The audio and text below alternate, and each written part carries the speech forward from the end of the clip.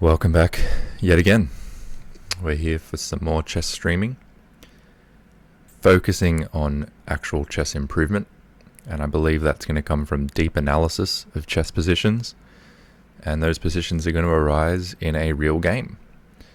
But in order to not be pressured on the clock before I'm ready to be pressured on the clock, which will come later down the line, and instead to be able to focus for now on actual depth of understanding of chess, we're going to play against a computer without a time limit. And this week I'm having a rematch against the computer that's rated 2200. I think that's probably an overinflated rating, but nevertheless a quality opponent called Nora. This time we're going to start the game, random colors. Looks like Nora has the white pieces. E4 is played, and I'm going to play E5. E5 is how I like to play, and just like last time, Nora has brought the queen out early, so playing in this way is typically not to be advised. However, what it does mean is that I'm probably going to have to play very carefully, particularly against a strong opponent. You know, one bad move here from me could spell disaster. But look, in principle, this move should not be a good move, and it should actually give black an advantage in this position. Question is, how do we follow up? Now, we can't immediately attack the queen. At least I don't believe we can, because the queen can take the pawn here with check. We have to block the check, which we can do, and then we could try and play on from there. But I think there is probably a better way of doing things, which may involve something like knight c6 to defend the pawn, just developing a piece, and keeping this move in reserve to come next, basically.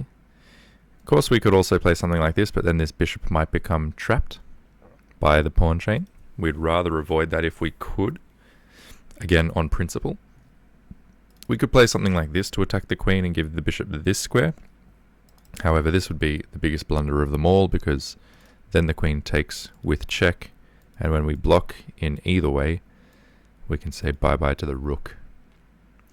So I think of all of those, I like this move most, and I haven't calculated what comes next per se, but just again, on principle, it's a very nice looking move. Now, this is odd. I think this is just odd. This is a free pawn. Not if we take with the knight, because then there's going to be check and forking our knight at the same time. But if we take with the pawn, then we've simply won a pawn. And where's the compensation for white? Well, the compensation for white's probably going to come in the form of, moves like this, or control of this square, let's say. Maybe even just advancing this pawn, but I can't see how that's particularly scary. In the meantime, how else would I defend this pawn? I mean, I could do it maybe with a queen, but that blocks my bishop. This would block my knight from going where it really would like to go. And, as we've already established, we'd prefer to avoid this on the basis of it blocking in this bishop. So I don't think the idea is going to be to defend this pawn. G'day, Fomented Skull. Good to see you again. How you going? We're just starting up here, a rematch against Nora. Again, trying to be very thorough with the thoughts today. And basically we're trying to say that I think this pawn is not worth defending. I think the idea is either going to be to take this pawn immediately, or alternatively, we could perhaps now attack the queen, because again, developing this other knight to c6 means that this pawn's defended. So if we do in fact develop, say, a knight to attack the queen's going to have to move. It can't take this anymore. That much is very clear. So the queen's going to have to move. And I think that could be helpful. The other thing is, say the queen does move. Maybe here. Well, that would be great, because then we can take this pawn with a tempo, and we're using the knight, which means that this central pawn mass still remains kind of locked up, which would be nice. I'm doing very well. Thank you very much. Actually, I'm extremely tired today, to be honest. Extremely tired now. Looks like I've accidentally switched the board. that's better. Let's come back. But on the whole, can't complain. I'm sitting here focusing on chess, so life's always good when that's the case. So I actually like this, and we've got to think, where is the queen going to move? Because if it comes here, well, that's a free pawn there with the tempo on the queen. If we have a queen trade, we can take with the king. Again, this pawn is very much under threat, and if it moves forward, I've got to believe that pawn is going to be weak in the long run, and we're going to be up a pawn. So I'm not really afraid of that variation. I'm not afraid of any of this because the queen is under attack. If the queen comes here, well, then again, this comes not with tempo anymore. But the other thing is, if the queen comes here, then we can strike in the center with another tempo on the queen. So I actually think this move more or less comes for free. So the queen does move back here, which takes this square away from his knight. And as we already established earlier, doesn't this just allow us to take a pawn for free with a tempo on the queen and with a tempo on this square and pawn, which threatens the pawn and also the fork? So this is why I say I think this 2200 rating is probably overinflated, but this looks like a free pawn. So look, I'm going to play that move because I don't think white has a way to punish it. We've got better development than white. We've got now an extra pawn, and things are going, I would say, very well. Now white had to come either here or here in order to deal with this threat. So having come here, that's fine. We're just going to continue on playing now. And I think when we've got a development advantage, we've got a lead in terms of material, probably it would make sense to open up the center and strive to attack. And in fact, after this move, if he were to take, we could bring the bishop out to c5, skewering the queen to the c2 pawn, and thereby supporting the knight's jump. So I think I really like this move to start with. There's no check available either because the knight does a great job. I think it's actually quite likely that white would try and challenge this knight immediately. And, you know, in that case though, we can still take this pawn, which is a second pawn and a tempo on a queen. So I don't see a downside with just playing d5 for the moment. It's a very principled move, and comes with a nice threat, and it's opening up all sorts of lines of attack. So I'm happy to continue like this. So white does develop the knight and defend the pawn, but they block in this bishop. That bishop looks awkward, so this knight is going to have to move somewhere else, ultimately. Now we could take here. The knight would take back. And then again, we could take here. Queen takes, bishop comes here. The problem with that is queen takes this move. So what we might want to do is defend that pawn now. And that's a very principled move as well, because we develop another piece. We also prepared a castle. And in developing this piece to this square, essentially we create that threat to take this pawn, knowing that if he takes back, or she takes back, we take, she takes, and then this pawn comes here, supported by the knight. And everything is well defended. The queen has to move, and this pawn is going to fall with a check, and we win the exchange. So this move doesn't look like much, but actually that's what it could potentially enable. Now, in the meantime, if this pawn is captured, well, then we can play this move straight away, as mentioned before. So that's not really a problem. And if the knight were to move away somewhere, well, again, we can strike immediately at the queen. So I really do think this move makes a lot of sense. You know, so I'm going to play it. I don't see a downside to this move at present. The only thing that I could consider after putting the bishop here is, what if pawn takes? Okay, I already did consider that, and the answer was going to be bishop c5 to attack the queen. The reason I wanted to reconsider that was, what if pawn takes, knight takes, and then this knight comes, you know, here or here, attacking this bishop. But yeah, as I said, I think bishop f5 deals with that appropriately. So we'll bring the bishop out to d6. It's another developing move. Now the knight is attacked. But as mentioned, I think now we can probably at least start by pawn takes pawn, which attacks the queen. If knight takes, then we can take knight.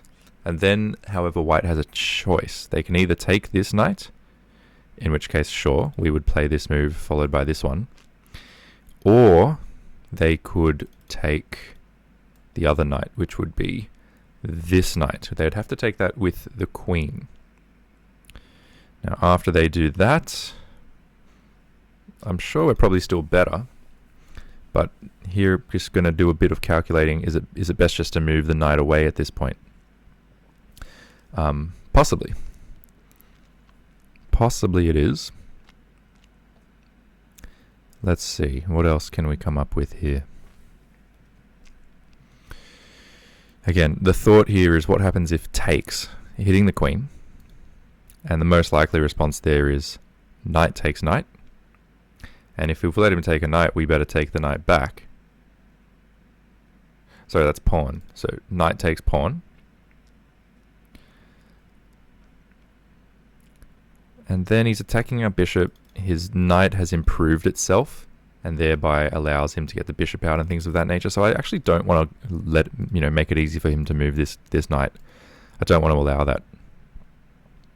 Although I am noticing that if, we do have this sort of thing where the knight moves and then he ultimately takes this knight, we can have a check potentially, although he can easily block that check. So it's nothing really to write home about. So that's kind of calculation where it's not so much calculating as much as noticing certain possibilities, that if he were to take this knight and open up this line of attack, he can easily defend. So it's probably not worth going further into that line. It's probably actually now going to be the time to bring this knight back to a safer square. Perhaps this square, in fact. Why this square instead of this square? Because, all the other squares are clearly unsafe at the moment. Well, this square blocks the c-pawn, and I might want to play c6 in future, or possibly even c5. And from this square, I can also have access to both of these squares that attack the queen. So it is true, though, that this does block my bishop, which is slightly annoying. That might be one reason to come back here, and ultimately it might not matter that much. However, if I do come here and my bishop's blocked, my bishop has other ways to develop, like even just to d7. Ultimately, we could maybe play something like a6, bishop b5. Remembering we are up a pawn here. Also, because we're up a pawn, we might want to again reconsider this trade, taking the pawn, just simplifying the position. And after knight takes pawn, we can take a knight. And we've already established if he takes this knight, I'm not afraid of that position because the bishop comes out and then we get the fork. So once again, last calculation, pawn takes pawn, knight takes pawn. Knight takes knight, let's say pawn takes knight. And at that point, this knight is under a lot of attack, but then we could get this bishop out this way.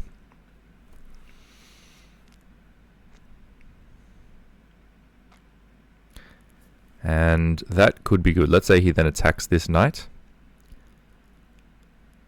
Can the knight move away to a square where it also defends the bishop? Well, yes, it can. It could jump here, in fact. Queen is attacked. The bishop's defended by the knight. The knight also attacks the rook, so that might actually be an even better way to go. So it takes, simplifying, knight takes back, knight takes knight, pawn takes knight, bishop f5. Very ambitious way to play, because the other option, of course, is you can always just castle. Well, after you bring the knight back to one of these squares. But I'm going to play this a bit more ambitiously. I think this is, a better way to get the bishop out quicker.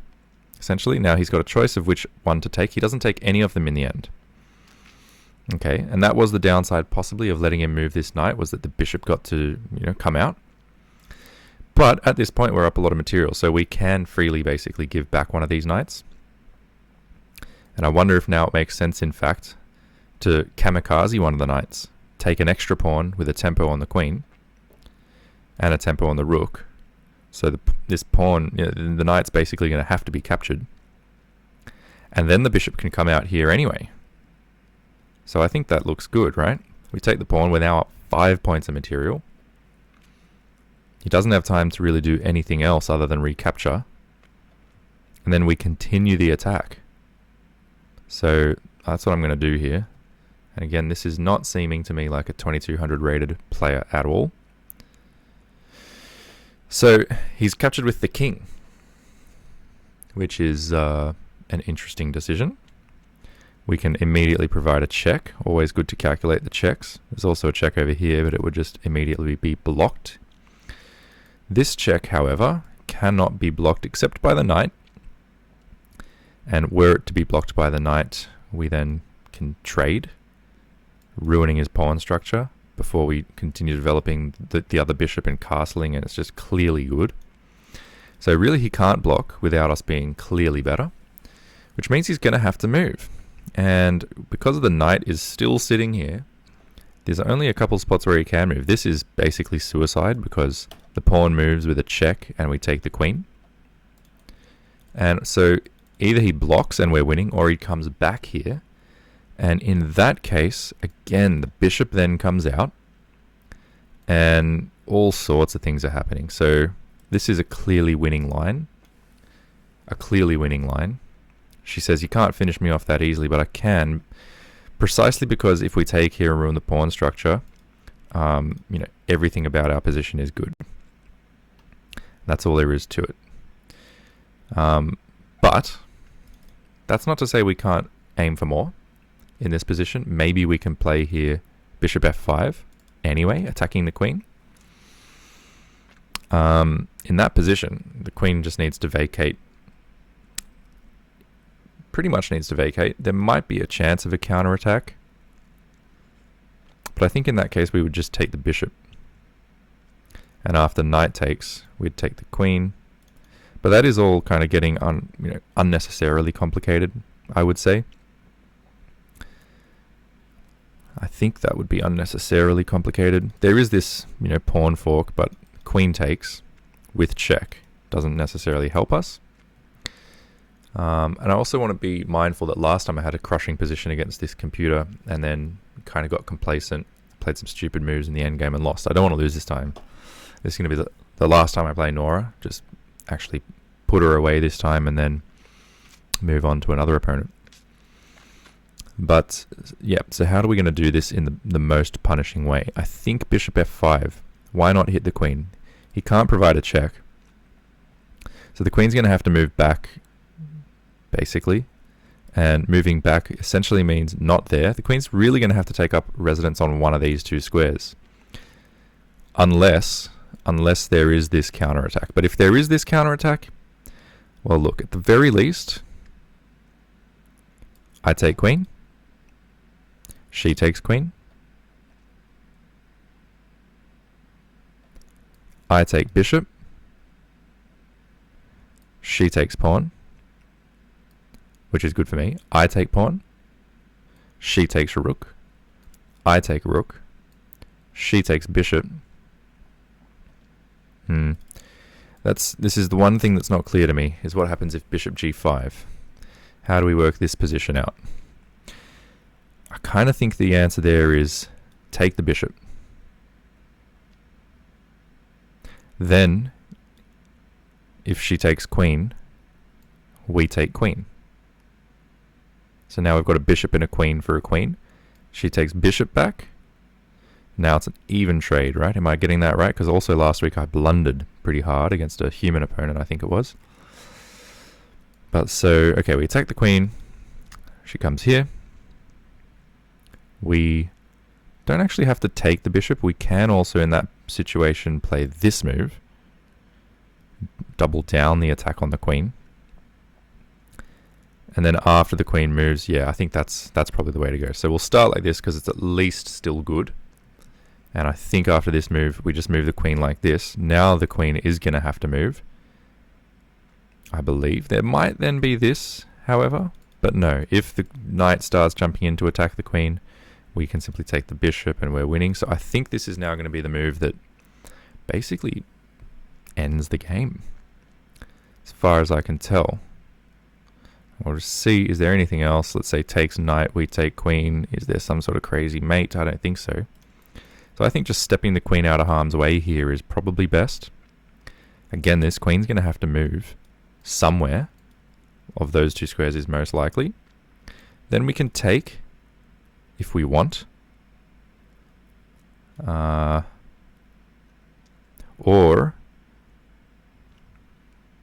we can do all sorts of things, but what is best? Is it actually better to take the bishop? That's my only other question. If we take the bishop, or even take the knight, taking the knight could be really good here to remove the defender of the bishop.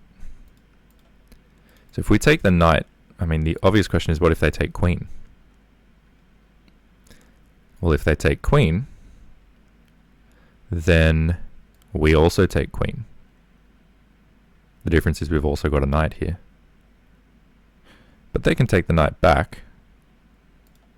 We can take the bishop back, and it's all even trades. So that's why I said Bro's thought process is better than Elon's. I don't know, I saw such a crazy video of Elon looking over his starbase, you know, astronaut center or whatever he's got going on there. The guy is literally out of a comic book, but in real life. It's absolutely nuts. I'm trying my best, to be pretty logical and make a good decision. Thank you for the support. I really appreciate it. But yeah, so after this move, the queen has to move. It will move somewhere where it defends the bishop. So, you know, then we trade. He still has to take... Ooh. If he moves to this square, then it's a very, very vulnerable diagonal. Again, this is calculation, not based on pure calculation, but based on observation. If he defends the bishop this way, you know, so that after knight takes knight, the bishop can't just be taken by the queen, then this alignment is very dangerous. The bishop might land here with a skewer. So I'm sort of thinking this move, and then, you know, regardless of where he goes, probably putting the bishop here might be a really good idea regardless. So let's do that. I'm going to move here. This queen is under attack. It has to move. It does move on to this very, very dangerous diagonal. The only thing that I can't move the bishop here right away, because still check would arrive. And that would be bad because he's also forking the bishop. And, you know, all sorts of threats that probably boil down to nothing, but, you know, you got to be very careful all the time. Okay, so he's moved the queen. There's also now this fork, which I didn't notice before. Forking both of these players. So that looks pretty reasonable to me. What if he then forks my queen? You know, basically continuing this idea of I threaten your queen, you threaten mine, so I move my queen and threaten yours again, so you move something that threatens my queen. We're both basically attacking each other's queens in this game a lot. But if I do this, maybe even knight takes here to attack my queen, and, you know, offer discovered checks, but I take queen, she takes queen. Yeah, I don't think it's necessarily actually best to play this move. Probably a very good move here would be simply f6. f6 attacks the bishop. Where does that bishop go? It's only got one square. And once that square the bishop has moved to, we can then potentially continue on. Another idea might be, well, it's not, I was thinking about playing e4 to attack the knight, but e4 does two things wrong. One, we can't actually take the knight because we're pinned.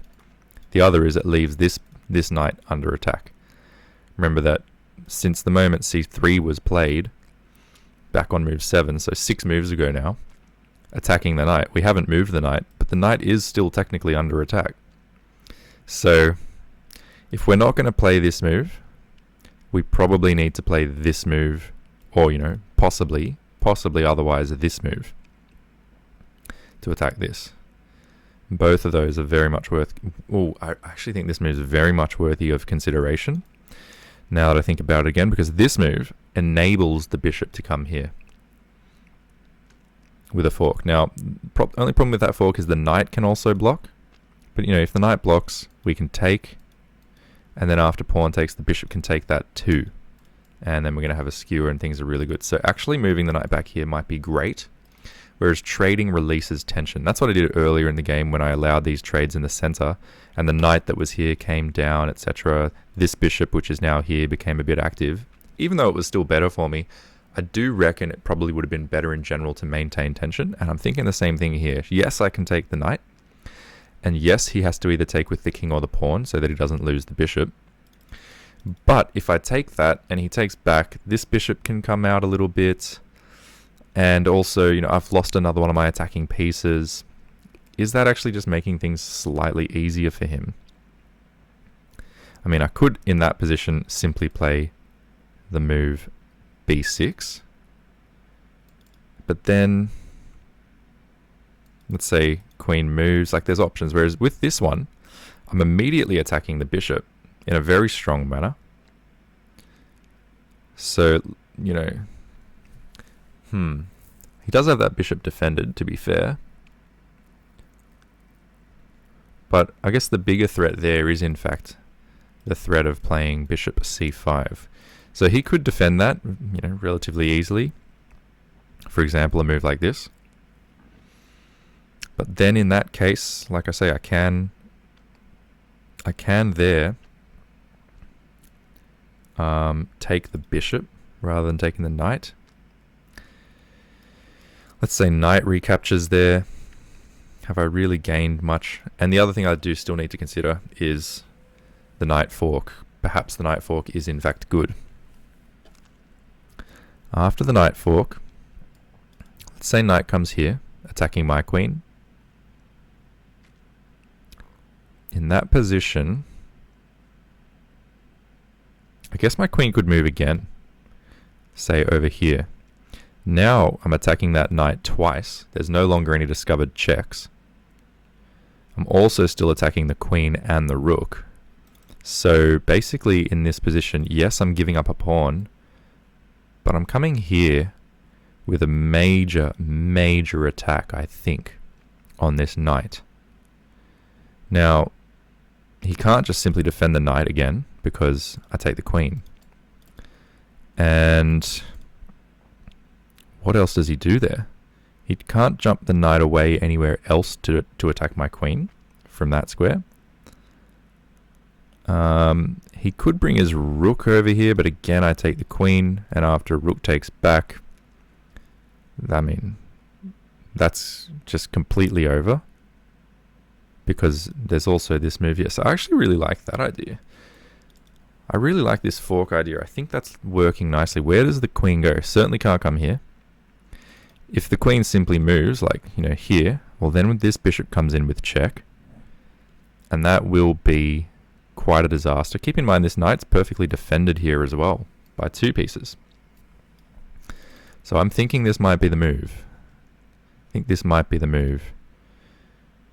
You know, and if the queen comes all the way back, look, again, at the very least, outside of the check, which I've got at the very least, I can also just take a rook.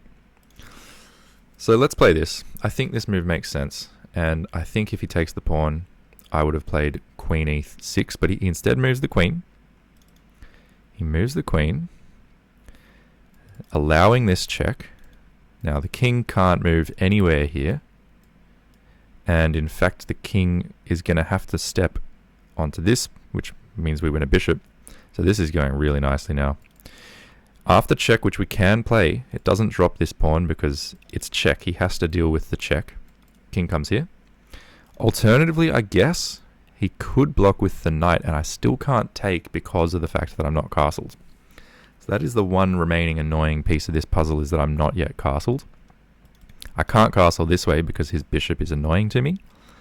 So I'm actually very much now considering just castling, because this remains a threat. The threat to the rook is still real. So I reckon it's probably going to be castle. The only issue is after castle if he takes this. If he takes this. But I don't think that should be an issue for many reasons. One is, having moved his queen off this diagonal, if he happens to take this pawn, he runs immediately into queen takes bishop. So castles shouldn't be a problem. And after queen takes bishop, there's no fork anywhere. So I'm going to castle. I'm going to castle. And he's throwing his pawns down the board. Now that actually looks to me like a pawn sacrifice. because I can take, my queen still defends the knight. It's not the only move, though, that I have at my disposal. So clearly things are going well when we're up 2 points of material. We have the freedom to take either a rook or a pawn or give a very dangerous looking check. Everything is going very, very much to plan at this point. Now, after I take the pawn, yes, I'm still defending the knight, so that's fine.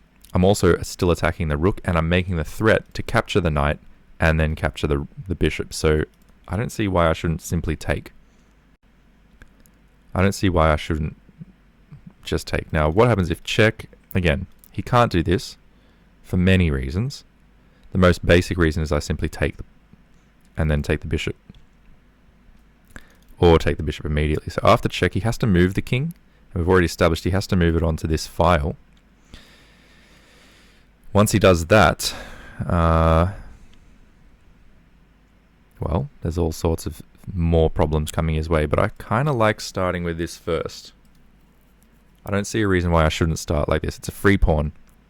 Okay, you can move the rook, but this bishop is very well defended, and right now I have the immediate attack of taking the knight and then taking the bishop. So this game is very much nearly finished at this point. I could also provide this check. I don't see a point. I think just taking here is more than adequate.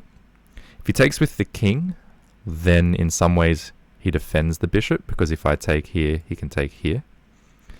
But it's just nowhere near good enough. What else can I do to make this as clinical as possible? There is check, as mentioned. Let's say he comes here attacking this. Then there's this. I think that's probably the way to do it, because then, you know, he takes again. I'm probably overthinking it at this point, because it's such an overwhelming position. What I could do is put my queen here and pin the knight concretely to the king. But probably what's even better is to bring some more pieces into the attack. Maybe I can play f6, move this bishop back this way. That could be even better. f6 moves the bishop out of the way, so that then this check, which forces him onto this file, can be met with discovered checks. I think I like that a lot. Do I want to do it with this pawn though? Because that opens up the diagonal towards my king. And all these details are actually very important. All these observations are important. If I play this, it opens up possibilities of check. Even if that's not dangerous per se, it just might be a reason why it's actually better to play h6, where it gives him absolutely no counterplay. There is no check. There's no nothing. It's just h6, and you got to move. You got to move. Let's say he just counterattacks my knight in that situation instead of moving. My knight does end up somewhat trapped there. I can always end up playing check and then bring my knight here, but that's not really what I want to do either.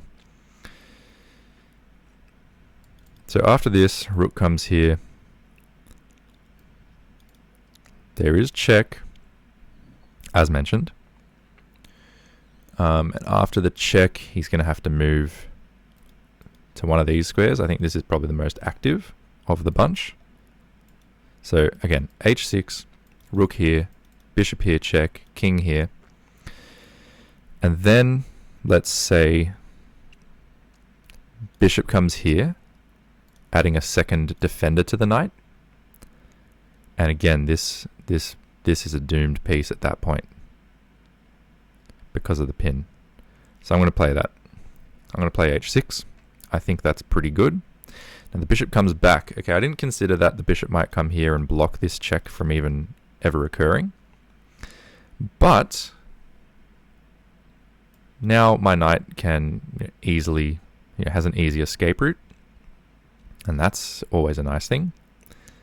And I think trading down at this point, I'm up so many bits of material that taking here is probably going to be completely fine. Another thing I could do now is play b6, setting up that threat again to take the bishop. If he takes with the queen, then this bishop comes here with check, which is brutal, but simply taking here is good. Simply taking, and probably then I'd love to get this rook involved, maybe by playing something like f5, But yes, take, and then regardless of how he takes, I can take here as well. I'm going to take the bishop, because I just, my knight's kind of done its job there, and it's, going to become a liability soon that I have to sit there and defend, which is kind of annoying. And what I can do now, if I just want to trade more, I can put my queen here. Then even if he attacks my queen, I can just play check, winning a knight. He takes queen, I take queen, he takes bishop. So it's all even trades. But at the end of it, we're in a position where I'm just up a lot of material. It's an endgame where I'm up a lot of material, but then I have to play an endgame. So I'd rather see if there's a way to even do better here. And I think that actually might exist. This idea of bishop c5 shouldn't be discarded just because he can take. In fact, if I combine it with a move like, say, queen f6 followed by... If you can imagine my queen on f6, right? Now it's my move, let's imagine. Queen c5, let's say queen takes bishop. Well, now queen takes knight check, forcing the king to go to one of these two squares. Wherever he goes, I can take the opposite rook. So basically this threatens to win another exchange, a rook for a bishop, and perhaps a pawn. So actually this move is pretty good. Similarly, this move does the same thing. This move does the same thing. With the added benefit, is there an added benefit to this move? Yeah, sort of. Here's another move I can play right now, is I can play e4. e4 should probably be a no-brainer to me because of several things. One, this knight is pinned to the rook. So if I attack it with a pawn, it can't really move anywhere dangerous. Only here, so it would attack my queen. But again, my queen moves away with check, and ultimately we're going to win this. So I think that's an excellent reason to do it. The other thing is it opens up further diagonal, further scope for my bishop, and it opens the position in general. And my queen is already in a good position to support this, so he can't take like that. So I think after a move like this, now we're really sort of doing even better than before. So he decides to give up the exchange this way, which is fine. Now my thing that I need to decide on is, do I want to take with the queen or the pawn? If I take with the queen, he wins this pawn. That's the downside. If I take with the pawn, I have an isolated pawn. So both moves have a downside.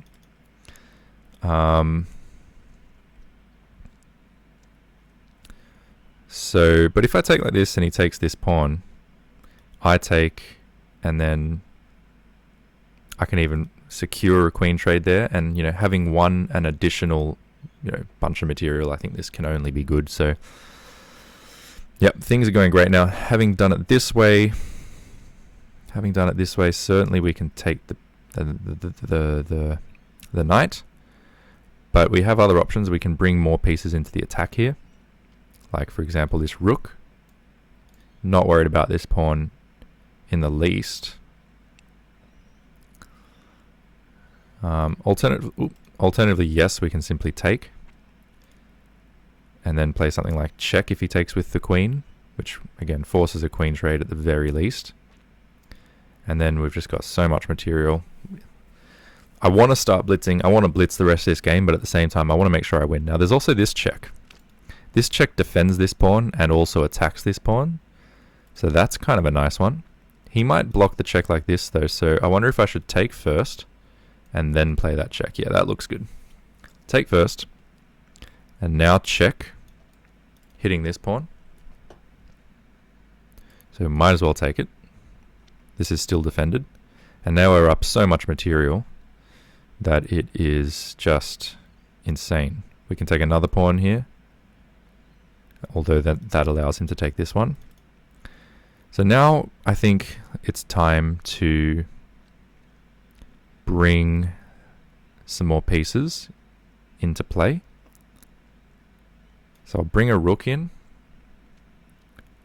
Now I just need to make sure I don't, fall prey to something stupid like moving this rook and allowing check for what that's worth for him.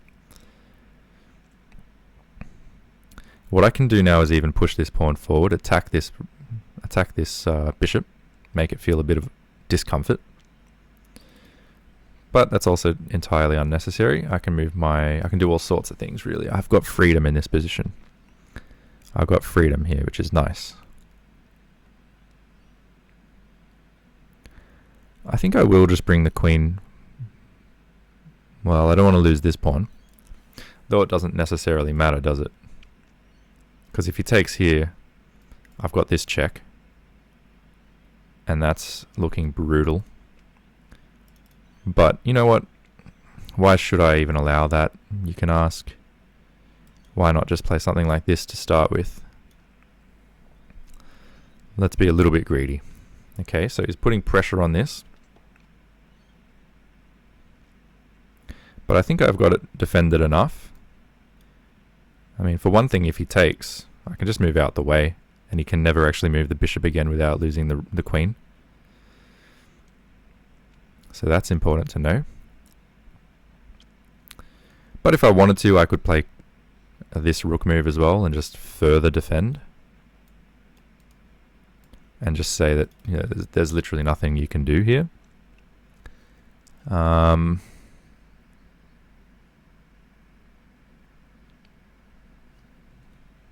What else is there? So I can come here, as I said, check, I move away. But I don't really want to give him that pawn. I don't see a reason why I should let him have that pawn. If I do this, is he just going to attack my rook? But my next move is going to be this anyway. So I am happy to play this for the moment. And now he moves away. And I could also move away here. That does give the pawn. I take bishop. Does he really want to go down this line? Clearly not. So I can move my king away now. That probably makes a lot of sense too. But if I move my queen even here, then I'm coming in with a huge threat. So I really like this. The threat is to play this move. This move here, b5. Now, but I can't lose track of what he's threatening, because that's what happened to me in the last game. Is he threatening anything here? I don't think so. I don't think there's any threat to taking. I think it's perfectly fine for me. But my threat, as I was saying, is b5 hitting the bishop. If the bishop moves back, the rook comes here with a fatal skewer. If this and he takes this, well, I take a bishop. And, you know, that's also good night. So everything here is really, really all over. I'm going to play b5.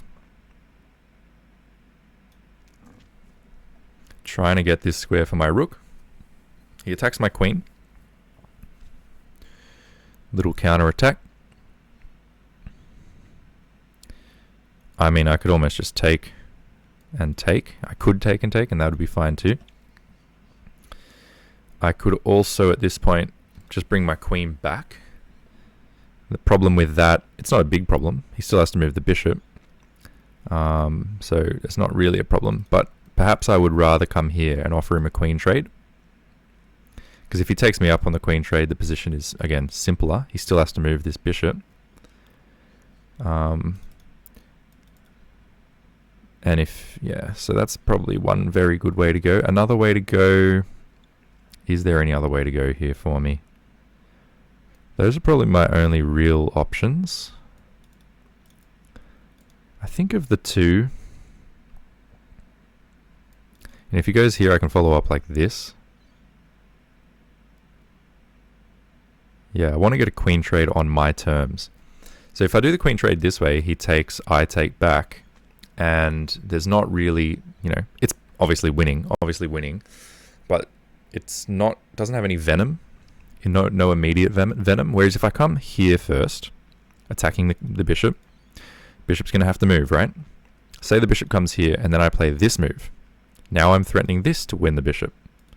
So let's say then, you know, he gives himself one more square by playing something like this. Well, then I can actually, in fact, yeah, after this, let's say he moves the bishop, my queen can come here. And now there's a skewer. He'd probably bring the rook here, because otherwise, yeah, well, he has to. So I take, he takes, and then Okay, so there's no immediate venom anywhere, really, as far as I can tell. Can I just attack his rook anyway? No, because he takes with the bishop.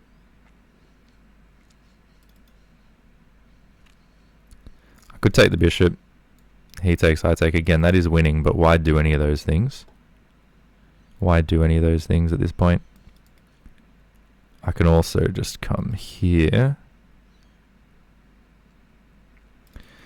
Yeah. It's not completely clear to me how I should play, but I'm going to come here, defend this pawn. Bishop's attacked, has to go back. Now I can come here, that guarantees the queen trade. And after something like that... Or I can play this here, that might be even better. Is it better for me to come here, threatening that? Getting rid of a backwards pawn? Maybe. I know I'm taking a lot of time here where I don't need to. It is a winning position just to trade queens. But I want to play as well as I can. That's all there is to it. If he comes here, that's not dangerous. I don't want to miss anything either. So you know what? Maybe getting the queens off the board is actually just the best idea. Because it reduces my chances of making a terrible mistake. Now, can I play this move and just double my rooks immediately? Probably not, because he's going to play check there. I have to move, and then he wins a queen. So let's take the queen off the board. Now, the only annoying thing is that I still have to defend this pawn for a moment. So I'm going to get my king out the way, I think, now. Just something like this, so that I can follow up by moving this. I can't move the pawn because it's pinned. I mean, I could maybe therefore start like this to try and kick the bishop out of the way. And that's probably even a better way to do it. Let's get rid of this backwards pawn. If I play this and he plays that, well, again, he's blocked his own bishop out, and that's nice for me. I'm happy with that. Yeah, so let's play this. He's blocked his bishop out, that's good. I can consider now doubling my rooks. And if he does something like this, boom. I can guarantee rook trades and just clearly a better position. If I wanted to, I could take first. And I actually realize I don't have to move my king. I can freely move the rook anyway. So, but given that his bishop's now sort of out of the action in a way, I can also just play this. If he attacks me like that, I have check. When he moves, take. I don't really want to do that. So I can play this. If he attacks me, I just don't want to have to defend this pawn. And I simply don't have to defend the pawn. So I think maybe playing this. He can attack that pawn anyway. So there's nothing I can do about it at this point. Unless I immediately want to play this. To own this square. And that's something I could do. But then you have to understand that he's going to take this pawn in its stead. And that might be completely fine because I just do this. He can always attack the pawn from that way then though. So I think of those two moves. If I take, he has to take this way. I double up. I think I'm just going to double up immediately. That is probably the very best. Try and get the rest of the pieces off the board.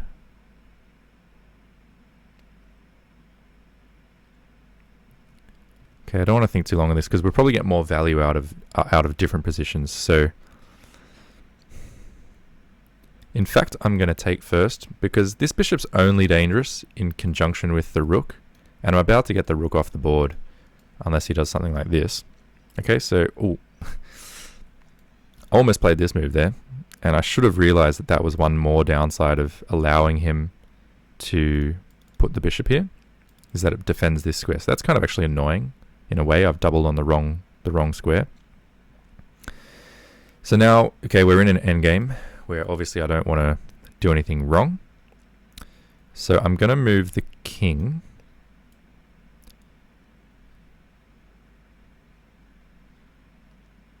So that I can move this pawn.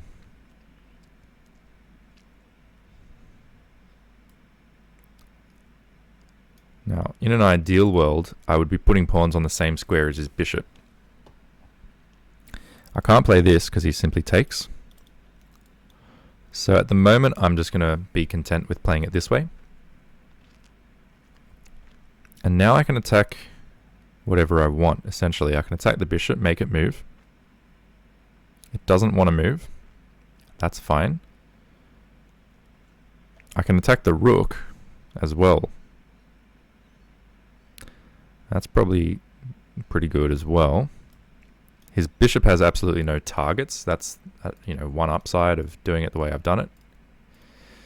It might restrict the movement of my pieces, but it doesn't have any actual targets for itself. So I can not come here either, because his bishop actually does do pretty well. But that said, I can just continue getting active now with my king. And here I'm not really calculating a lot, because there's actually nothing that can go wrong for me here. Any checks I can take, so that's fine, and everything is well defended. So this, I can come here, and if there's a check, I can block the check. But yeah, he's definitely trying all sorts of ideas. I wonder if I should just do an exchange sacrifice to get rid of this. So say check, he takes, check, he moves, and then I come here. That's probably the very easiest way to go at this point. So actually we are still learning something in this position, because he's going to play check next anyway, is what he wants to do.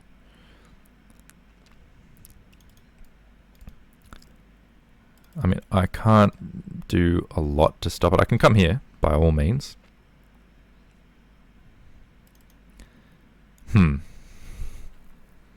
So this is what happens when you get lazy, even in a totally winning position, and I believe I still am totally winning.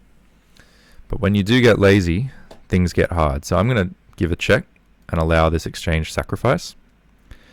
I think that's the best way for me to go, because that bishop was in fact causing me troubles on the light squares. Now, no such troubles exist. I can attack his rook immediately.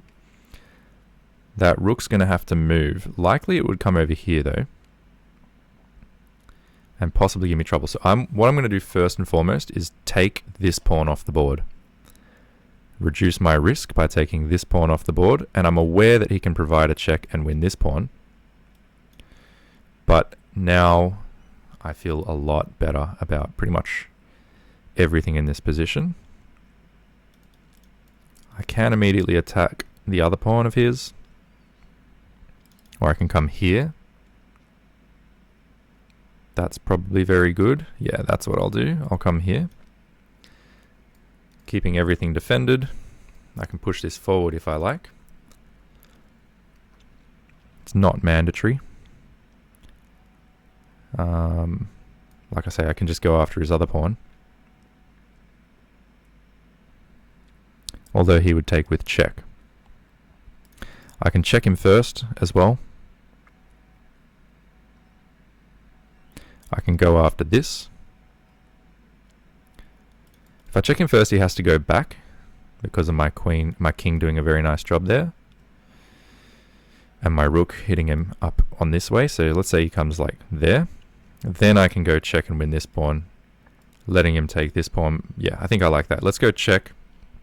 If he goes this way, he can potentially defend the pawn, but I'm going to go check and win this other pawn of his. I'll give him this one. But now I've got 3 different pawns, and that's clearly going to be too much for him to deal with. Okay, so he's going to be able to attack me for one of those pawns. Still have 2 left. And that should be enough, right?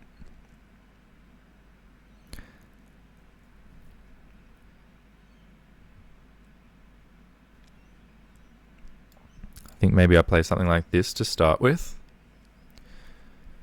Try to cut the king off where possible. Oh, he's going to let me defend the pawn. And then he's going to want to play check and take this pawn. That's his idea. So let's say I play something like this. Check, I come here. He wants to take the pawn with check. I come here. If he then checks me again, I come, say, here. Should be fine. I can also just play check now. Although it's not clear that really makes great progress. So I'm actually in an endgame where it's still difficult, actually. It's actually still difficult. It shouldn't have been this difficult. I'm sure there was better ways to do this, but nevertheless. So he's definitely going to win this pawn, at least one pawn.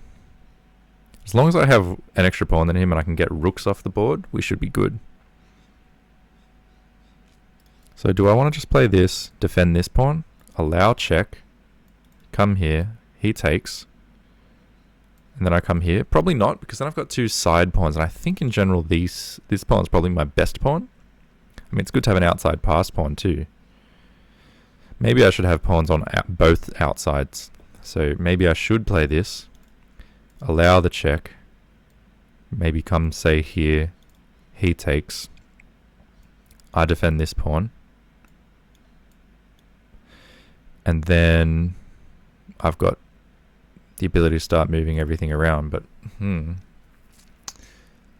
maybe I should actually play this check first, move his king back, bring my rook down here, so that he can take this pawn, but then I'm still otherwise active. I think I like that more, but rather than rushing in like I have been, you can check, yes, Pokey Carp, nice to see you.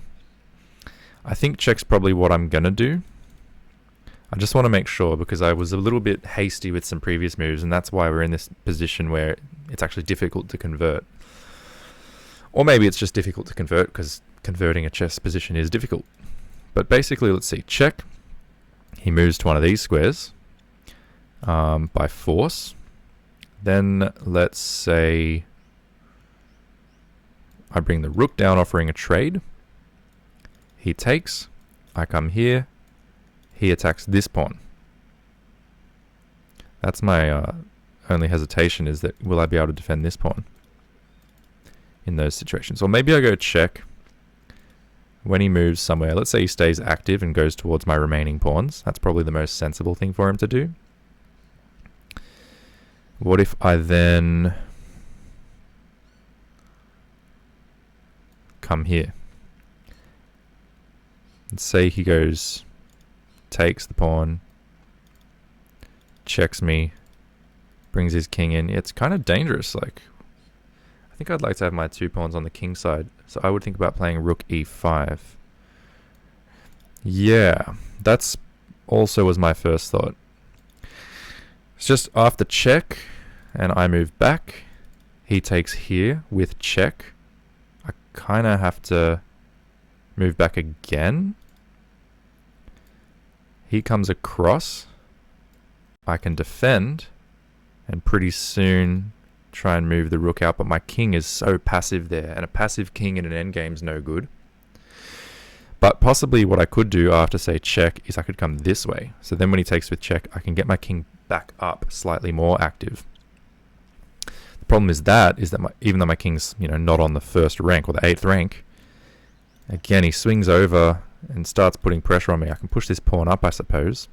Maybe get my king back in the game. That might be the least evil move. So yeah, I will play that move. I'm not super pleased. And I think here, like I say, I think this just makes me a bit too passive because he cuts my king off. I don't want to be cut off, so I'm going to come this way instead. Although I could also maybe just jump back instead of moving all the way away from these pawns by coming here. It's not like I'm going to trap his rook, so there's not necessarily a reason to be distracted by what could just be a red herring. Maybe I should just step back. Then after check, I can step back up. Like that, or like this. And after he goes after this, at least my king's in the vicinity. I think I like that. Oh my gosh. But I've given up this pawn, haven't I? So that wasn't great. That wasn't great. So, okay. Rook e5, rook a3, check. King e7, yeah. Fortunately, I went to d7 and just blundered the f7 pawn. But it's okay in the sense that I can actually play this now. I can play this to defend the other pawn. Is it enough to win? I mean, if I play this, if we have a trade of rooks, obviously that should win. If I play this and he comes here with a check, I probably have to block the check. Yeah, that's probably what I'll do. I'll probably come here now. and then come here. And then if he goes back, I can now block this way. I mean, there's clearly a draw by repetition, but I'm not interested in a draw in this position. I want to try and play for a win, so I'll play rook h7. And he goes after the other one. So now my king is forced into passivity anyway. Not really what I wanted. I've got to obviously make sure I don't lose. I don't think I'm really going to lose ever. I think I've got to play this and then this, so might as well just do it. King c8. His king comes in. Now I can attack his rook and move it away a little bit. There's no check he can offer me. He can come, here, for example, but there's no danger there for me necessarily. Then I can start making some progress. So might as well play king b7. And we're in a rook endgame where I have an extra pawn. So, they say endgames are important. Well, here we are. Here we are, guys. We're learning it and we're trying to practice. We've got kind of an odd endgame in a sense. I don't know if I've seen something like this quite before. Now, I would imagine I want to push these pawns. This one's probably the one that I want to push mostly because it's got a rook behind it and I can just keep pushing it until it ties him down. And maybe then I can start making progress over here. But in the interest of not, if I allow him to check me and get his king active, is that going to be annoying? Do I want to play something like this first? So after check, I can come here. Not necessarily. So I don't know if you guys have any suggestions here, but I think here I'm probably just going to play h5. And ultimately, if he brings the rook and king over and wins the pawn, but then I trade, he has to give the rook and accept a rook trade in order to win the pawn, well then I can just get my queen at the end. So I think that's going to be my basic plan. So if I just keep pushing, you can bring the king up all you like, but you can never take with the king. You can never take with the king. So if you want to take, it's going to have to be with the rook, right? Now in the meantime, I'll probably start by moving my king up a bit more. Now, can you really harass my rook a lot? I come here, you come here, I come here. You come here. That does harass me in a very annoying way. That's actually super annoying. This, say this, and then my rook is under. Highly, highly annoying. So actually, looks like I might be having to settle for a draw. Does anyone see a winning plan? I mean, I'm still thinking myself as well. I'm just wondering, is there any way for me to avoid a draw here?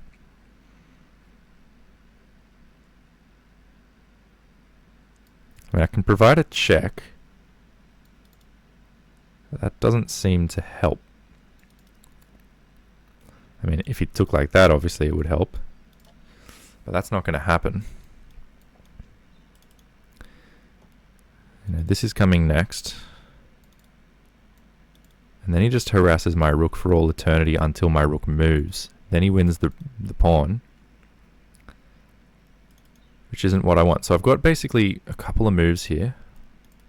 Or really just one move. So I could play a5. And then his king comes in. And I guess I could swing across over to here. So after he takes that, I can push. And the question is, will I be able to ever promote the pawn? With a rook behind it and my king trying to escort it. So maybe I play the king move first. He comes here. I come here just to bring his king as far away as possible. And then I can come over here. He takes the pawn, most likely.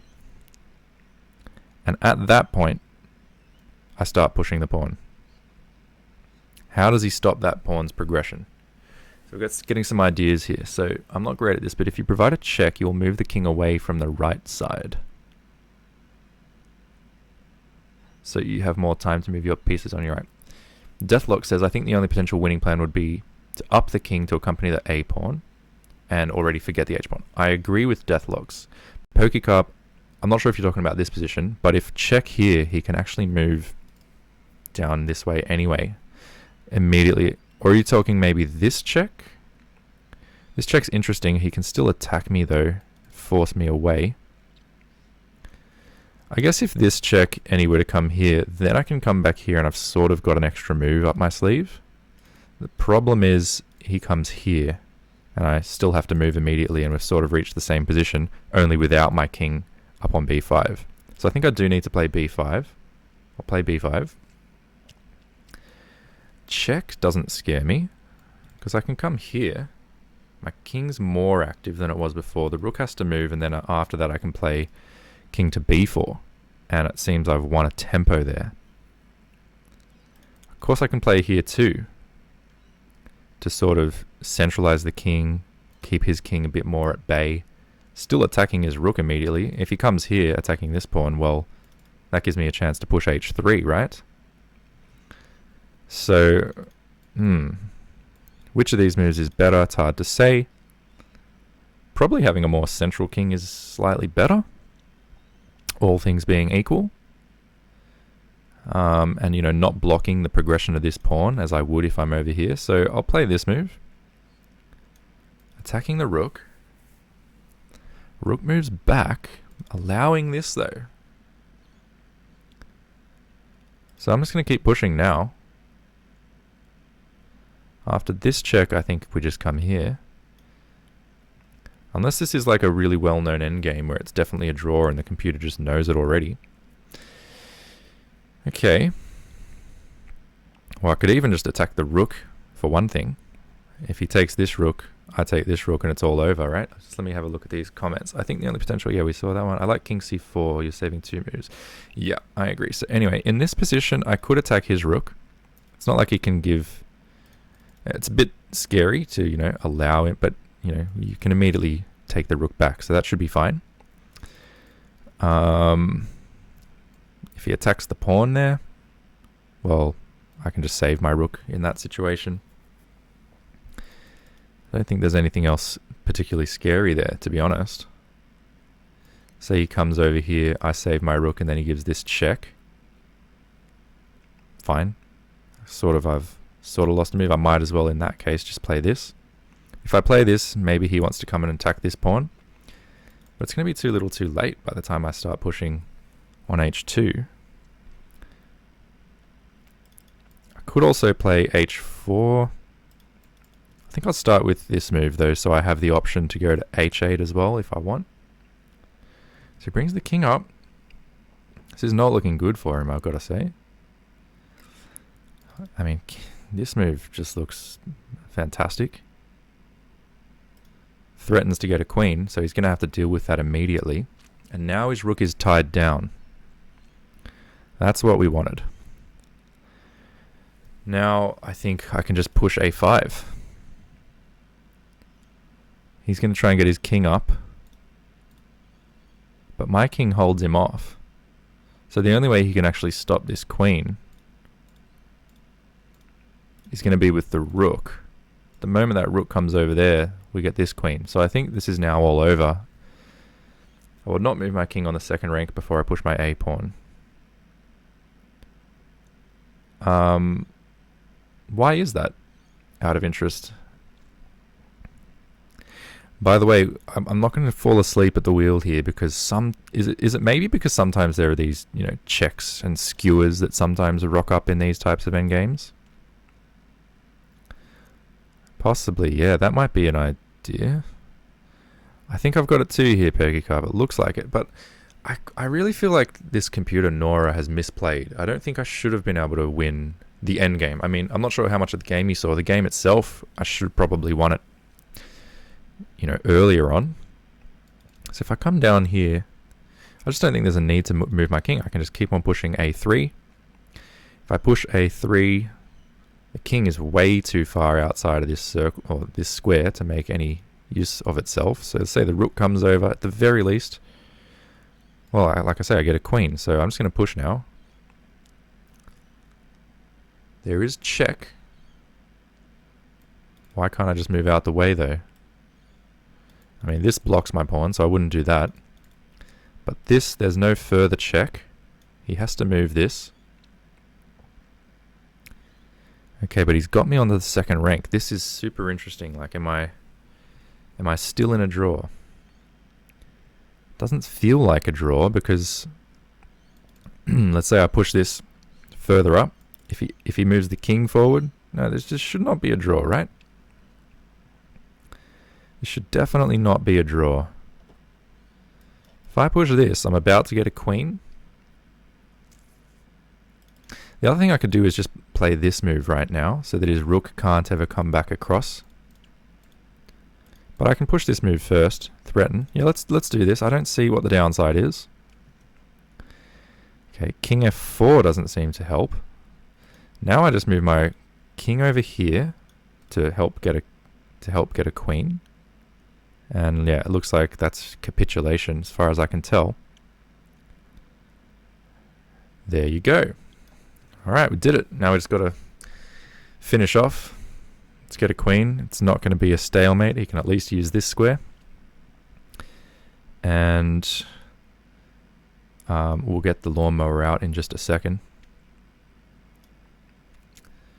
And we'll get the checkmate happening. Probably not going to be the quickest checkmate in the world, but that's okay.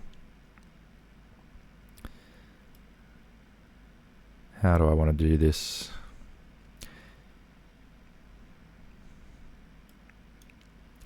Okay, now we can get the steamroller. Check. Check. And checkmate. Alright, nice. Yeah. Mate with a queen and rook shouldn't be too difficult, huh? Alright, I'm glad that that game is over and that it ended well. Apparently 4 mistakes and 4 blunders. Sorry, 3 blunders. So not particularly good. I'm going to do like, you know, what a lot of people recommend, like master level players. I'm thinking of John Bartholomew in particular. Analyze this game firstly just using my own thoughts. Then we might switch the computer on after that and see what we missed in particular. So basically it was a weird game, this computer. I started e4, e5. The computer brought the queen out really early. And, you know, you have to be careful when you're playing a strong player and they play aggressive. You have to be careful not to lose immediately. But, you know, I think we were careful defending this pawn first and foremost and then attacking the queen. But to be honest, the computer played in this really weird way where we were just able to win this pawn for free with a tempo on the queen. Not what I would expect of a 2200 player. I think this is an overinflated rating. Like quite a lot overinflated. And then in this position, struck in the center. I think this all makes a lot of sense. And another sort of strange developing move here that I didn't really think was great. I think this was a very nice move. Set up a threat to take the pawn. And after knight takes, bishops to f5 would be really nice, I think. Even if knight takes, knight check, queen takes, the bishop here attacks the queen and also this pawn behind it where the knight would be able to jump in with a beautiful fork. So all of that is threatened by this very, you know, meek and mild looking move, bishop d6. So I really liked that. Thank you very much, PokeCarp. But where I think this game started to go, not wrong, but not as strong as it could have been. I still liked this, so he attacked my knight, and for the next 6 moves I didn't move the knight. Instead we did counterattacks, but this is where I think maybe I could have done something better. So I took the pawn, counterattacking the queen. The reason I think this might not have been so great in hindsight is, and I said it at the time, it actually helps him to move this knight. And he moves the knight, and because he's moved the knight, his bishop also has kind of been helped in a way. Now the alternative there, which I was considering, or 2 alternatives, was moving this knight back to one of these 2 squares. And I was maybe a bit partial to this square instead. And maybe that would have been better just to help him, or to not help him, and to keep him blocked up. So I'll be interested to check that with the computer's evaluation. Probably moving back to either of these squares was better than taking. Now, I don't think taking was bad. I think the position's still good. But I think this is one of the reasons why, in the end, I had to actually convert a difficult position rather than an easy position. Because I gave him little bits of help, like, hey, improve your knight slightly and improve your bishop quite a lot. That's a helping hand. Why did I give that to him? There was no real need to. I could have just brought the knight back. The only reason I didn't want to remove the knight back is because it would have taken me a tempo to do so. But, then it would have taken him tempos to unwind his position, and it wouldn't have been easy for him to do that. So, anyway, that will be a moment to check. Anyway, I had calculated the line that knight takes knight, queen takes knight, bishop f5 would be good. Instead of taking the knight, though, instead of taking this knight, he developed his bishop. So, got more rapid development. And now, I'm still better. I think most definitely still better. In fact, quite a lot better, because this move allowed another tactical shot. Because he didn't take either of these knights, he gave me a chance to basically kamikaze one of them. So I kamikazed one for this pawn, which came with tempo. So he had to take the knight, which he chose to do with the king, which itself was very weird. And this allowed me to provide a check, which I'd calculated was very good for me, even after he blocks or moves the king anywhere. So this is clearly good for me.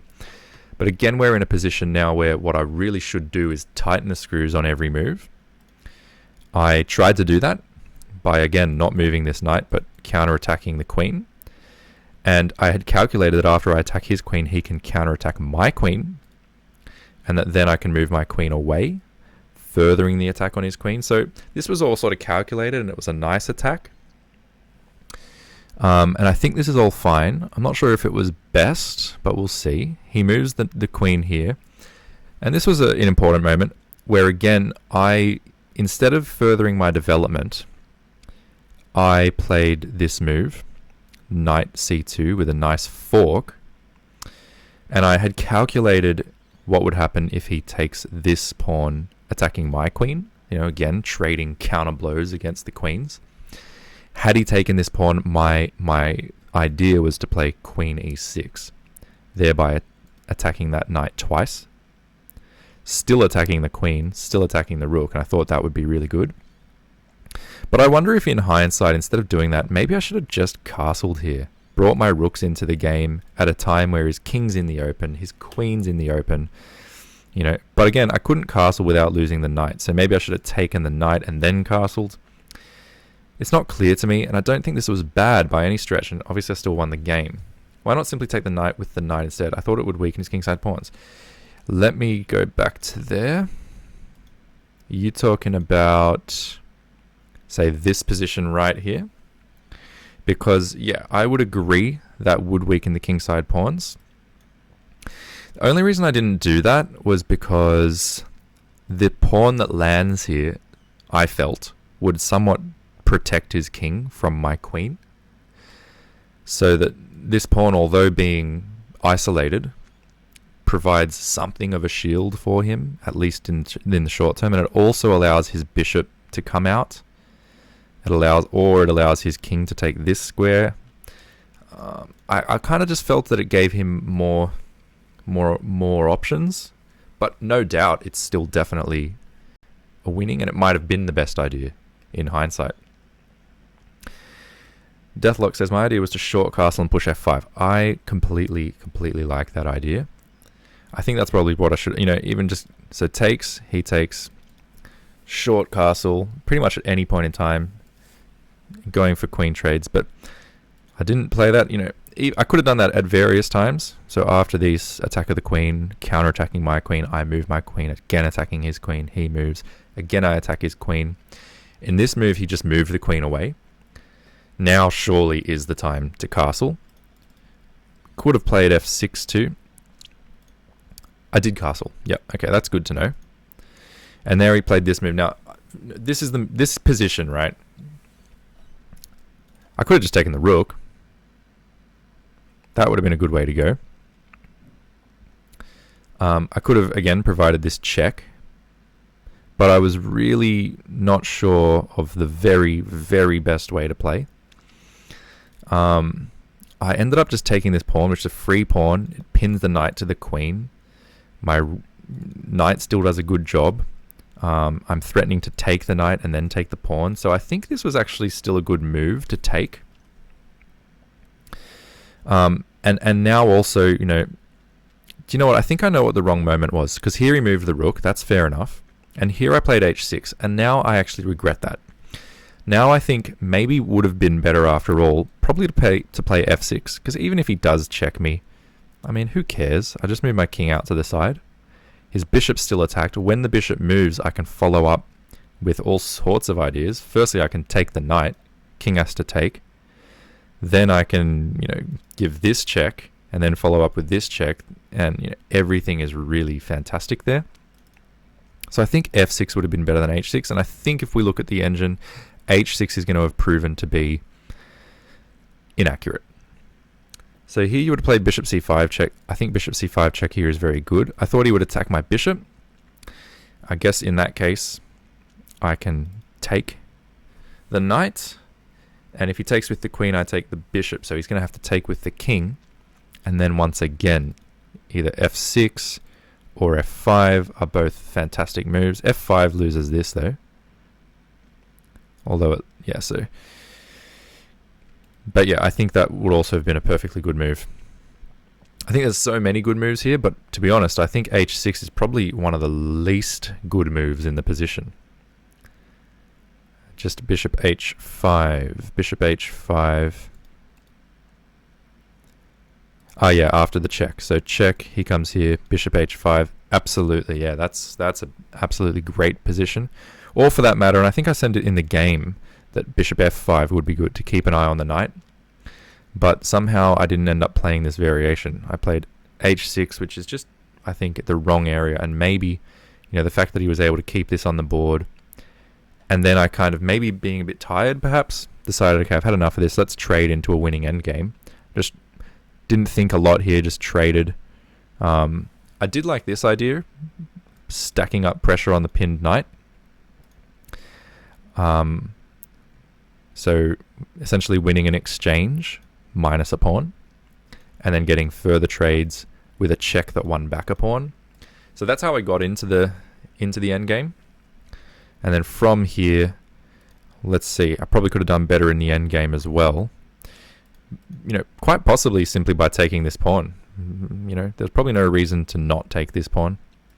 The reason I didn't was because I didn't want him to take this pawn, but in hindsight, that would have been perfectly acceptable as well. I don't think there's anything wrong with having played this, but the fact that he has this pressure is slightly annoying. It's not enough pressure to ever win, because I can keep everything defended as I did. Once he moved the king away, and I played this move, I think that was also nice. But what really was the moment in the endgame where I could have done better? Maybe just going for the queen trades here, maybe I could have done better. Maybe I should have started with a5. Starting with a5, threatening this, or for that matter, c5 was a move I previously mentioned. I think c5 probably would have been a much better way to go in hindsight. In this position, move 29, I think I should have played c5. Because I'm threatening this, at which point I can, give checks, I can bring everything into the center, I've closed his bishop out. I've gotten rid of a backwards pawn. I think this almost certainly that would have been better than immediately trading and again releasing the tension. C5 now is fine, but it's just not quite as good.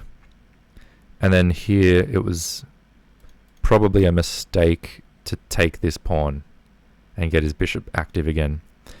Probably much better would have been just a castle, and if he takes, then to go for this trade. I think that would have been a very simple position, or much more simple than what it was. And ultimately,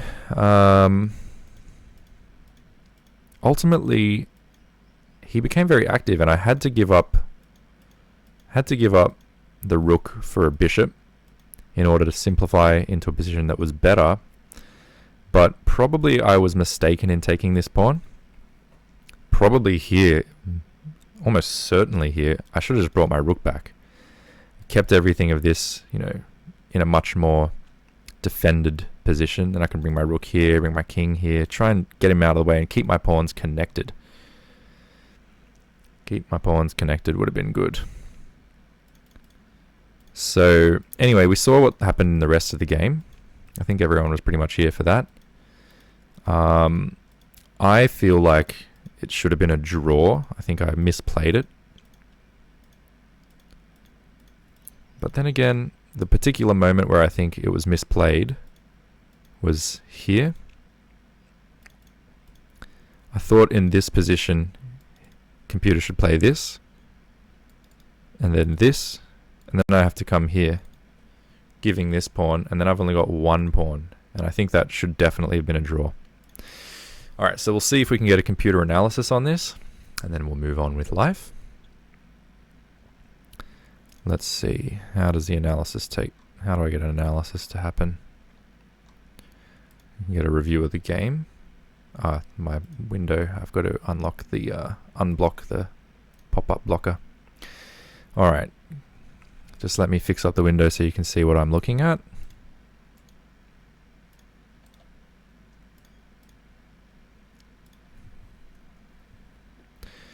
Alright, so pretty good game in terms of accuracy. I'm not sure if you can see that, but my accuracy was 89.6%. The computer played with 85% accuracy. And let's see what they say. So we started obviously with some book moves. And d4 in fact was a blunder from the computer, so not what you would expect on move 3 from a 2200 rated player.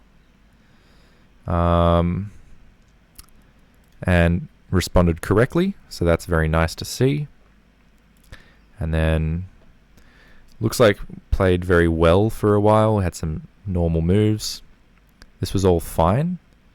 Okay, so this was in fact the best move. This fork was best, so there's nothing wrong with that. Castling was good. Taking that was also best. So at this point the evaluation is, I mean, you can see it, it's about -6 almost. It's absolutely a crushing position. It says h6 was fine. Yeah, I mean, a lot of moves here would be fine. Taking this is all good stuff. All good stuff. So at what point did it become more drawish, if ever? This is all perfectly acceptable. No reason to become very self-critical about any of this. Okay, again, just checking with the computer here. I kind of thought in hindsight maybe c5 was better here. c5 maintains a very solid evaluation. But I just think from a human perspective I would have preferred to play it this way in hindsight. But anyway, so we moved on. We got the trades. There's nothing wrong with any of these trades. c5 then is fine. Even trading here is fine. Doubling rooks, no problem. Moving the king, no problem. Even putting my pawns on dark squares, weakening my light squares, no problem. And the reason it's no problem is not because it's super accurate, but because I have a massive margin for error here. Okay, so it was even correct to give up the exchange, give the exchange back. But at a certain point, something did go wrong, I feel. What was that point? I wanted to at least take away his chances of winning, so that was good from a practical perspective. Well, there was an interesting moment there, actually. After this check, I assumed I had to come back to try and defend the position, but maybe I would have been a lot better off keeping my king active. The computer suggests that it's about two points on the evaluation here better to just keep my king active. There's actually no pawn that he can attack that I can't also defend. At least not for now. But okay, so I came a bit more passive. I'm still winning. It's not a draw. It's not a draw in this position. I played for a win, correctly so. But even in this position, it's still my game. It's still my game. I played it correctly. But what would have happened? What would have happened in this position if the king had come here and then here? Because here I really do feel that I would have had to play rook a8. Which computer agrees, and then after, say, rook takes pawn, is this not a draw? I guess I have to push the pawn. And it'd be interesting to play this one out against the computer. Is there an option to do that? Yeah, let's play this out against the computer and just see what happens next. So if they provide a check, I'm going to instinctively move the king up.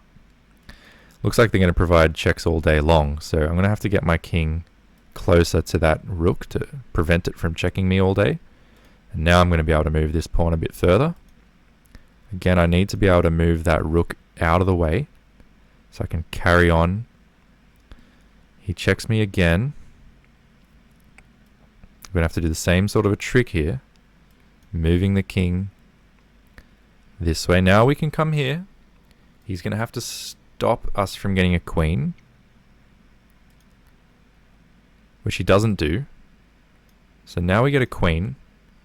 And after the trade, now you just have to get the checkmate with the rook, which is easy. So, okay, so it's nice to know. Actually, it was a good game where I didn't blow it, and it's kind of hard to see exactly where the biggest inaccuracies were. Bishop d6 was actually somewhat inaccurate, which is interesting. But other than that, any other big mistakes or inaccuracies? Just scrolling through king d6 where I became passive instead of active. That's a big thing in the end game. Also king d7.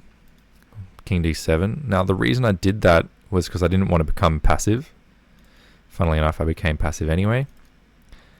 But really other than that, to be honest, that was a good game. That was an accurate game. So many options. Thank you very much. Yeah, there are. Can be bewildering to have so many options at times. Now, I'm going to try and maybe play a slightly quicker game now, like a 15-10 against a human opponent. And we'll see how that goes. So this will be a little bit more fast-paced. But basically, my ratings dropped over 100 points over the last week or so. And it's because I haven't played chess in a long time, so I'm sort of getting back into it. And I'm hoping that I'll play well here against this 1752. e4, e5. So far we're following the game against Nora. Let's see if we get the queen coming out early. Of course we don't. Instead we have classic Roy Lopez on board. And I normally will play a6. I know it's a theoretical move, so I can rely on it. And here I'll play knight f6. US versus UK. Sort of. Australia, technically speaking. But yes, we've got a 15-10 here. King Charles Cav. So we've got castles. So I think now this is a threat. So I typically will attack this bishop now so that my knight can remain as a defender of e5. I think this bishop's typically going to come to e7 so we can castle. And we'll basically go from there. A typical idea is to attack this bishop also. I could attack that straight away, except that I lose this pawn. So what I might do instead is start by defending the pawn, but he can strike in the center. Although, is this pawn not up for grabs right now? Can I just take this pawn, and when he attacks me, I can jump back this way, hitting his bishop. If he takes, I can take, he takes. So it's not a free pawn per se. It might be if I play this move though.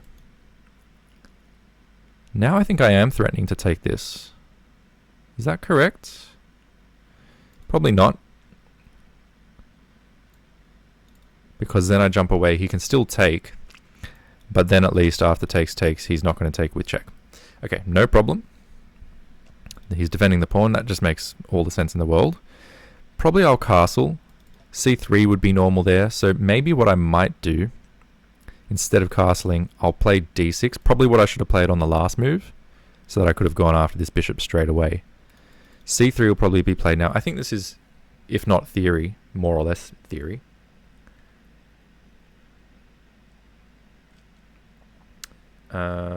Australia, no worries. I like bishop e7 because of the knight g5 threat earlier. Knight g5 threat, knight g5. I'm not sure what the knight g5 threat is, but to be honest, I think I'm probably just going to try and get this bishop off the board, potentially. I could also try and trade it for my bishop. It's typically not the best idea, although it might not be too bad. I'm kind of happy that he hasn't struck in the center yet. And I wonder if I should actually put my knight there. Weird move. The idea would be I'm attacking the bishop, and if he takes with his knight and I take back, he can't really strike in the center. My pawn there actually does a nice job taking that square away from his knight in future. Say he plays c3, I mean I can then take, but yeah, maybe I don't need to overcomplicate this. I'm going to go for his bishop, because I'm pretty sure that's a standard move. I do want a castle still, don't get me wrong. But it's also typically nice to get the bishop pair. And my light squares seem really open at the moment, so if I can get rid of his light squared bishop, I'll probably feel better about that. White could have played knight g5. Ah, I see. White could have played knight g5. Oh, I see, yeah. Let's have a look at that later. I imagine there are ways to deal with that, but perhaps I just missed that. I mean, castling should deal with it. So he comes here. I'm pretty sure this is not correct. I mean, yeah, you're attacking the rook, but for one thing, I can take the bishop this way, sit my bishop here, and it's kind of hard to defend that pawn, right? How are you going to defend that pawn? You can't do it like this at all. I think the only way to defend that pawn at that point is with a knight, but I can push that knight away. That knight immediately has to leave. I can take the pawn. I'm not sure that there's much reason for me to not do this. Other alternative would be, say, c6 and push him back and take, but I think I do prefer this. I'm going to take that bishop and I'm going to attack the pawn that stands where it once stood. And I think that causes some troubles. I still haven't castled. The game has a long way to go. You do what you think is best, but when I was playing chess, if I was to move the b pawn, it was to use the long diagonal. I would play bishop e6 only if I didn't play the b pawn to have sent it to the center. Yeah, I somewhat agree. If this diagonal, I mean, particularly in this case, where we get to attack with tempo, I think this is where the bishop probably belongs now.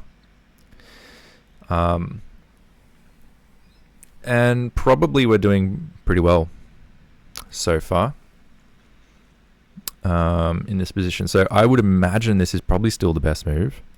Is there actually a move like this? Probably not, because my knight can still come here, and if further attacked, can jump back.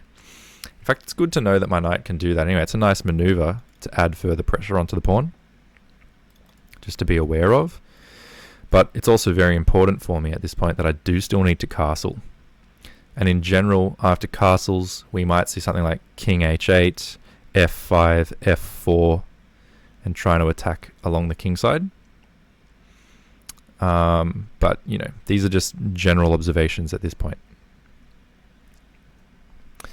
General observations. And white taking some time. So normally I'm down on time. I actually still am down on time. But it's good that the time situation is relatively even here. So what do I think white should do? Probably try and strike in the center. Would make sense. I think that would probably make most sense here. Although I take the pawn, let's say pawn takes there, I could then give up the bishop. But it looks like they get the pawn back.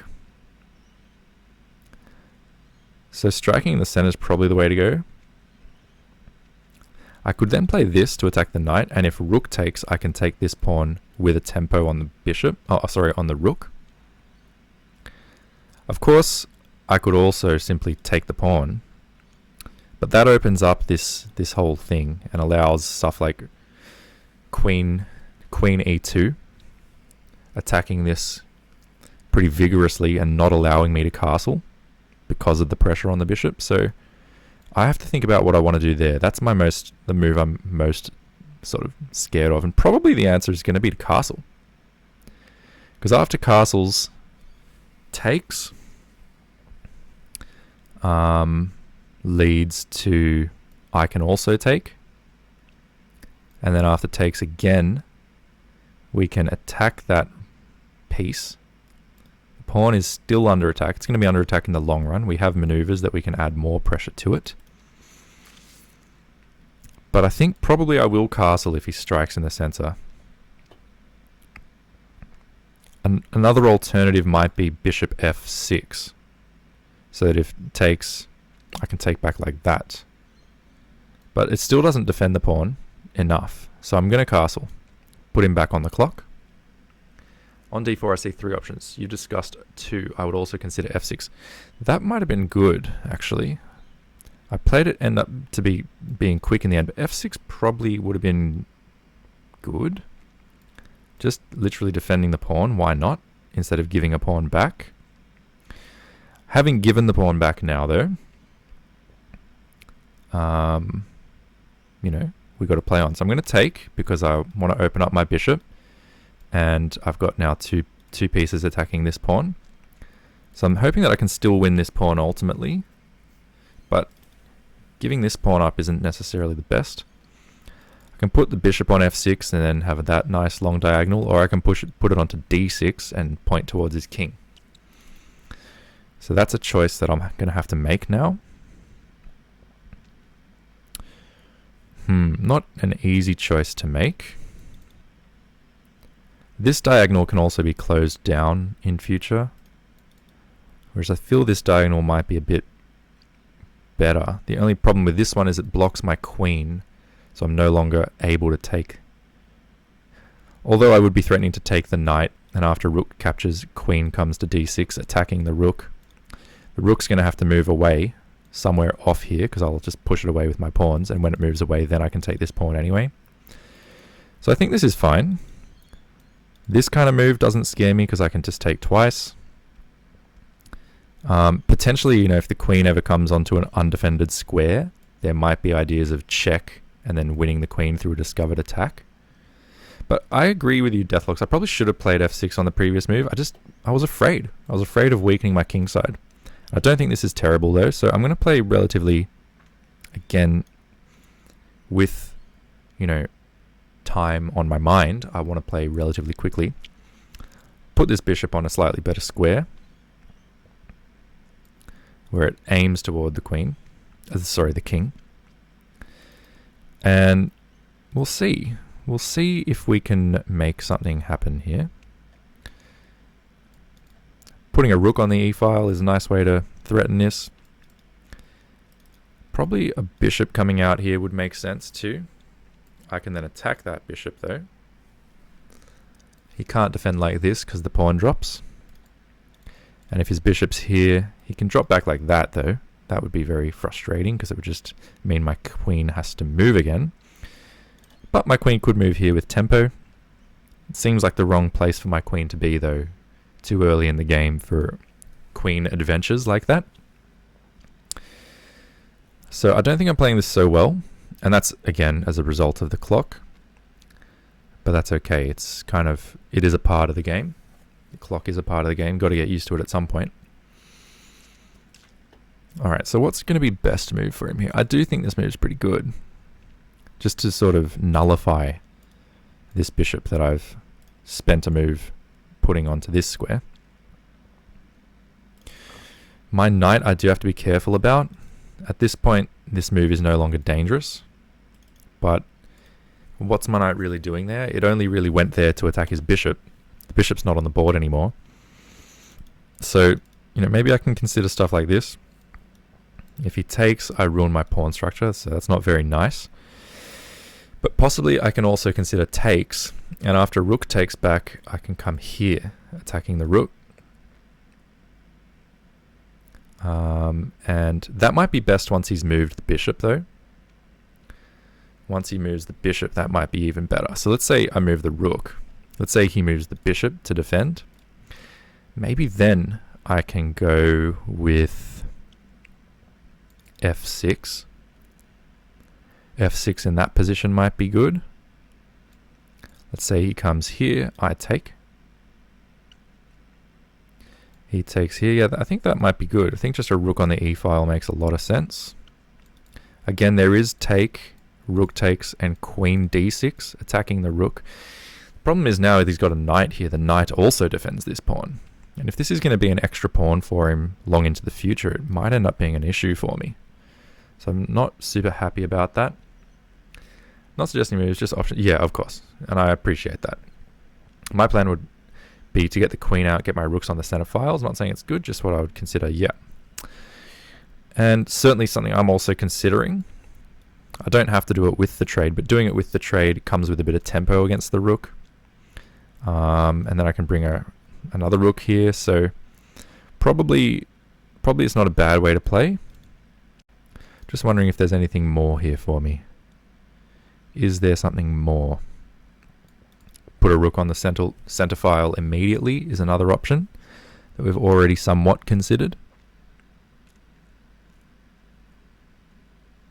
But if the bishop comes here, again, f6 there does look good. Yeah, let's try that. And I think everything's defended, so I don't think there's any scary tactic like attacking my queen and making me lose track of a bishop, of the rook. I think I've got everything defended here. And we'll see. I'm just curious whether I can possibly get him to make a move like this. You know, if he's not sure what to do, that might lead to even a better option. What I was really hoping is to land this knight here with a tempo on this and this, if he moves the bishop to the wrong square, but at the moment, simply attacking the knight. Developing with a threat, typically not a bad thing to do. And again, in future, maybe we can play b4, move the knight away somewhere, and take the pawn, and see will he take my bishop and fall into this discovered check, losing the queen. Unlikely at this rating, but always possible. Always possible. And in the meantime, from a practical perspective, trying to play relatively quick, although I don't want to win on the clock, I want to win on the board.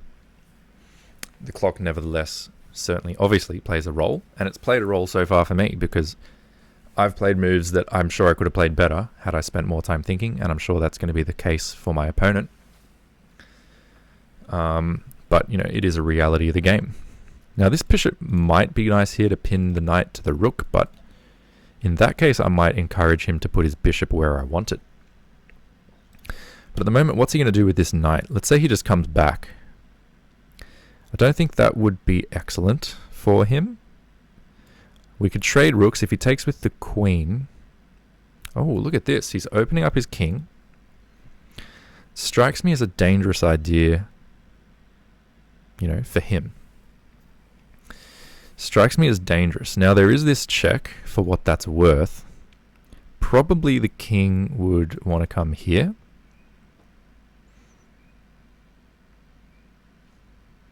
Then there's this to attack this. And that might be really nice if I already had a queen here, which I don't. But essentially now if I take, he's going to take back with a pawn. And that's not, that's not what I want. And I don't really want to give this bishop up anyway. Don't want to give that bishop up anyway. What I could, if I wanted to, could play g5, but he plays the queen here, pinning me so I can't take. It's a very, very weakening move to play. You'd only play it if it was definitely going to lead somewhere very nice. You were thinking about this move. Okay. Well, there's also queen f6, potentially. Queen f6 just adding a bit more pressure so that the threat is to take. He takes, I take. Winning a pawn back, putting extra pressure here, thinking about doubling the rooks. So queen f6 could be good. How does he defend this knight again? Well, the problem with queen f6 that I see immediately is there he's got knight d7 attacking my queen.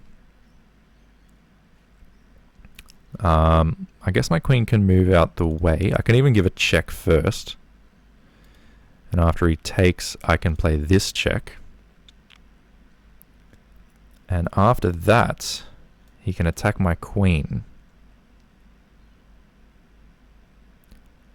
So I think that might be a slight issue. I could also just put my queen here on g6. Then, if he wanted to trade He's just got a very active knight. It's kind of annoying. So there's also f6 here. Let's say he plays something like that. No, that's not going to work. He'd probably have to come all the way back.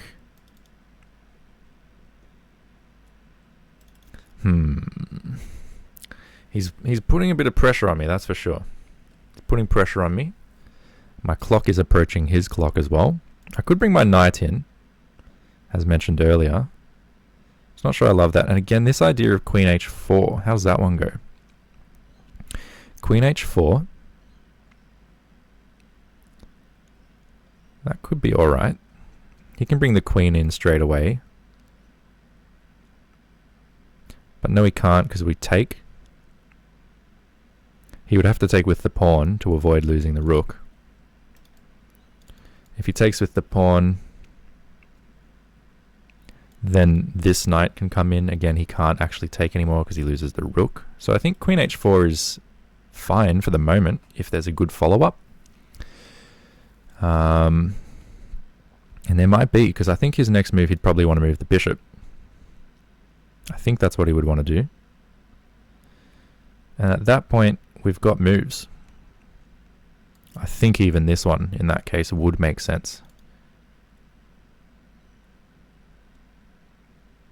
So queen h4 might make sense. Pressuring this guy. Or maybe this first check. He comes here, then this. Not too sure. Very much not sure. His knight is strong, but I can't take it without strengthening his pawns further. I can play f6. I can certainly play f6, but then my queen's kind of not doing much. I'm going to play queen h4. Maybe he just jumps the knight back anyway, though. And that might be the case. But, you know, at least that's progress of a sort. That is nevertheless progress of a sort, because it means that he's had to move the knight, which is strong, back to somewhere where he didn't necessarily want it to be. So those small victories do mean something. Just trying to fix up the board here.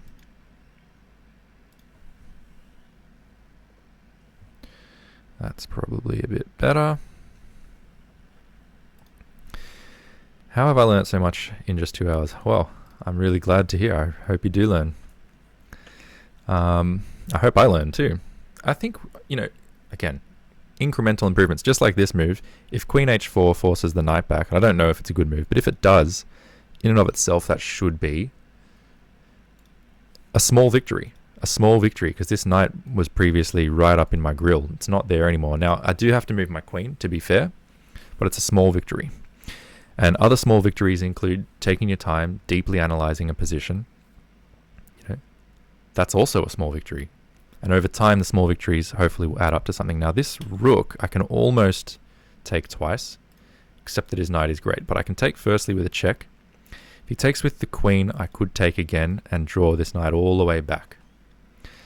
And at that point, my other knight can come out if it wants to get back out into the game, or my rook can come out, attack the knight, which is most likely going to come back. Then this guy can come back out. The problem is this pawn actually is very strong. It's a problem. Now, I can take, if he takes with the queen. Well, hang on, I should also consider, you always got to consider checks. So there's this check here, which could be good. He can't block with the knight because I take the rook. He can't block with the bishop because I also just take that with check. So he has to move the king. Probably he's going to move it here or here. Those would be most likely. Probably here, I would think. And at that point, I can even put my queen here and say I'm infiltrating with my queen. Not sure that's excellent though, and you've got to be aware what's going to happen next. Is my queen going to end up getting trapped if I play check and then queen f2? Check, then queen f2.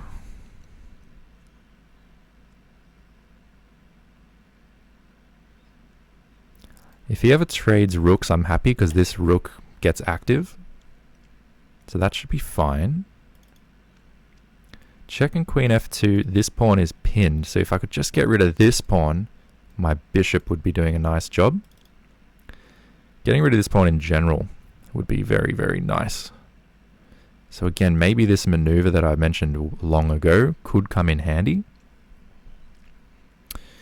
But if we're going to do that, how do we make it happen? Do we do this check, queen f2? What would be his next move? Maybe just attacking my queen. I feel that my queen is a bit misplaced there. Yeah, I think that in fact, in and of itself, would trap the queen. Bishop's taking everything away from me. The king and the knight are taking things away from me. So yeah, that's not going to work. So unless I'm going to trade here, and he takes with the knight, then this might work. Then the check might work, because after he moves, there's no longer the rook move. So I think trading might make sense. And if he takes with the queen, we can trade again, and I can then play this move with a view to playing this move, and try and just win this pawn back and say I've got the bishop pair, get my rook active. I think that's what I'm going to do, again in the interest of time, because my clock is running lower and lower. He takes with the queen, so alright, we'll trade. Now I think this is the way I'm going to go. Let's get this knight back to b6. I don't mind castling kingside or queenside. Typically I do castle kingside more often than not, but it depends on the position. That's the reason why. It just purely depends on the position. If it's quicker, if I can more quickly castle long, then I'll castle long. Or, you know, maybe sometimes castling long means that you castle and provide a check at the same time. It just depends.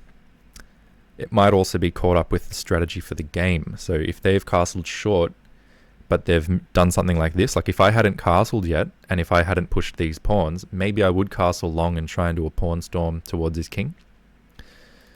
But, you know, in this position, obviously it's too late. But the reason okay, so he's pushing my knight in the direction it wants to go. So I'm going to come here. Now, how do you defend the pawn? I'm not sure that you can necessarily defend the pawn. Also, it should be noted, bishop b4 exists, pinning the knight to the other knight. I also can develop my rook with a tempo. So it looks like I'm going to win the pawn back. I think the reason that he went for this, well, he didn't really go for it. I went for it, queen h4. But I think he was okay with taking with the queen because he thought he's up a pawn and simplifying should be good. But I think evidenced by the fact that he played b3, which pushes me in the direction I want to go, I don't think that he actually appreciated I was going to win this pawn back. I know there's a good chance you win the d5 pawn soon, but you have you considered pushing b4 instead of moving the knight? Yes, I did consider that at some point, but we'll have to come back to that in future at this point. So he's attacking my bishop. It's probably a good move. I can move the bishop with tempo, but then I get myself tempoed. I can move the bishop back here. Ooh, do you know what might be nice? Moving my rook here. Because then if he takes my bishop, I take this with check. He attacks me. I take this. And I think there he has to take back and allow me to take this. That's very complicated. But I think I get two pieces for the rook there, essentially. So he's going to take the bishop. I'm going to take a rook and a bishop. And I also get the knight for the bishop. So I think that should be good for me. I would have these two pieces for the rook. So that, I think, is good. I think two pieces for a rook is good. I did consider b4. I didn't reconsider it. Maybe I should have reconsidered b4. But also because he was attacking my knight, it just made sense. Now, another option would be bringing the rook here. So if he takes, I just take back. He wants to play this, but I take, he takes, I take. So he can't defend the pawn, even after a move like this. But I just wonder if actually this move is simply best. Because the knight's under attack, right? That knight is under some serious fire. And if he takes, again, I take here, check, he comes here, attacking my rook. I take bishop. If he takes this bishop, I take rook, and then I'm just winning. So if I come here and he takes bishop, I take check, he comes here, I take this, he takes this, and I take this. Then he can defend the pawn. I take, he takes, and I can't take because his rook is in a good spot. But that said, I do have two pieces for the rook. And I could possibly just play something like this, or get my king active. So this is a big moment. I don't want to spend forever on it. I could also just take, and when he takes back, I take again. You know, I'm going to put my rook here on an open file. I think it just makes sense. Although I'm giving up the bishop, I'm not committed to taking this knight. I can also just take back like this if I want. And that might be even better. That might be even better, just to simply take back first. Let him get this knight back out. And then take the pawn. That might be best. Because otherwise, as we've mentioned, my pawns become a bit disconnected, but also he gets to defend. He gets to defend things. But I'm not sure. I'm really unsure what's best, and this is one of these times where there is uncertainty in the position. He takes, so now it's the moment of truth. Which way do I want to take back? Which way do I take back? What on earth? He resigned. I think wrongly so. I think he probably saw now check, and then I'm going to take this, and he just resigned immediately. But I think that was wrong, because as I was saying, after check, he's immediately attacking my rook. I guess here I can take this, and that's a simpler way to do it. No, that's not the way to do it. But the way that I was considering was take, he attacks my rook, I take here. And the computer is saying it's more or less even. Maybe black has a slight edge. And I thought here he has to take my rook. Now I take his knight. He probably defends the pawn. And here it probably makes sense for me to take, but not necessarily. Maybe what I should do instead here is something like f6 and just get my king active. Because if he ever pushes, for one thing I can take, and for the other thing I can take here as well, and my pawns that remain in a good position, as compared to in this position taking straight away. In this position taking straight away, I can't take, and these pawns are isolated. So just push the pawn, don't open the file. Just push the pawn, don't open the file. Yep, that would also be a good option. Computer doesn't love it, but it's an option. I think it's an unnecessary option. I think that might be why the computer doesn't like it, because like if he takes, I can just take back, and also this pawn is then weak, that we can take it as well. And in the meantime, I think it's probably better just to play f6, get the king active, because it's going to be an endgame now. So it's good to know that my position was good, and I also think that had I just taken the pawn, my position would be good too. It says it's about even. So I was doing fine, a little bit low on the time, but no reason that he should have actually resigned. Now, just double check that game. I think these moves are all fine. Someone mentioned that the knight g5 move might have come in at some point, but at this point I can still just castle if that's played. And you can see that's good for me. Instead, they brought the rook out. I played d6. Still, if knight g5 is played, you simply castle, and the rook defends. The rook defends f7. So h6, I went after the bishop. The bishop came here. I thought that was a mistake, or at least an inaccuracy. And I believe I played correctly by taking. and then attacking the pawn. And black's got a better position here. So white sort of handed me this one on a platter in a way. Would have loved looking at you trying to mate with knight and bishop. You know, it's funny you say that. I was thinking just this morning I should practice that, and that's probably what I'm going to do now. Let's do a knight versus bishop just to make sure we still know how to do it. Because yeah, that could have been a situation where it became a knight versus bishop. I've had that once in a game, and I have known how to do it in the past. Like I said, it's been a while since I was really playing chess properly, so I may have forgotten it, but most of these moves look pretty decent, and they're all understandable. Queen h4 was a very interesting move because it's committal. It's bringing the queen out, but there are a few variations I'd considered, like what if he just tries to get a queen trade, and I figured this is good for me because if I take, he can't use the knight. Definitely not use the knight. Loses the rook up there. And if I take, he takes this, then I thought knight c4 would be very strong. Further piling up on this knight. Again, he can't take because the rook would hang. Meanwhile, we're just threatening all sorts of things. And he's ruined his pawn structure. So I think queen h4 was in fact a good move, and it forced his knight back. That was an incremental little victory. Also then got to trade some pieces and put the knight in a spot where we could do this maneuver. So this was actually a good game. I'm happy with this game. And then this final move, rook e1. From a practical perspective, by the way, this move would have come psychologically. You can just take the rook with the queen. Oh yeah, that's so true. I missed that as well. Yeah, after... Yep, so there was a lot of reasons why he couldn't play queen g4. Yep, you're absolutely right. It's funny how we have blind spots like that.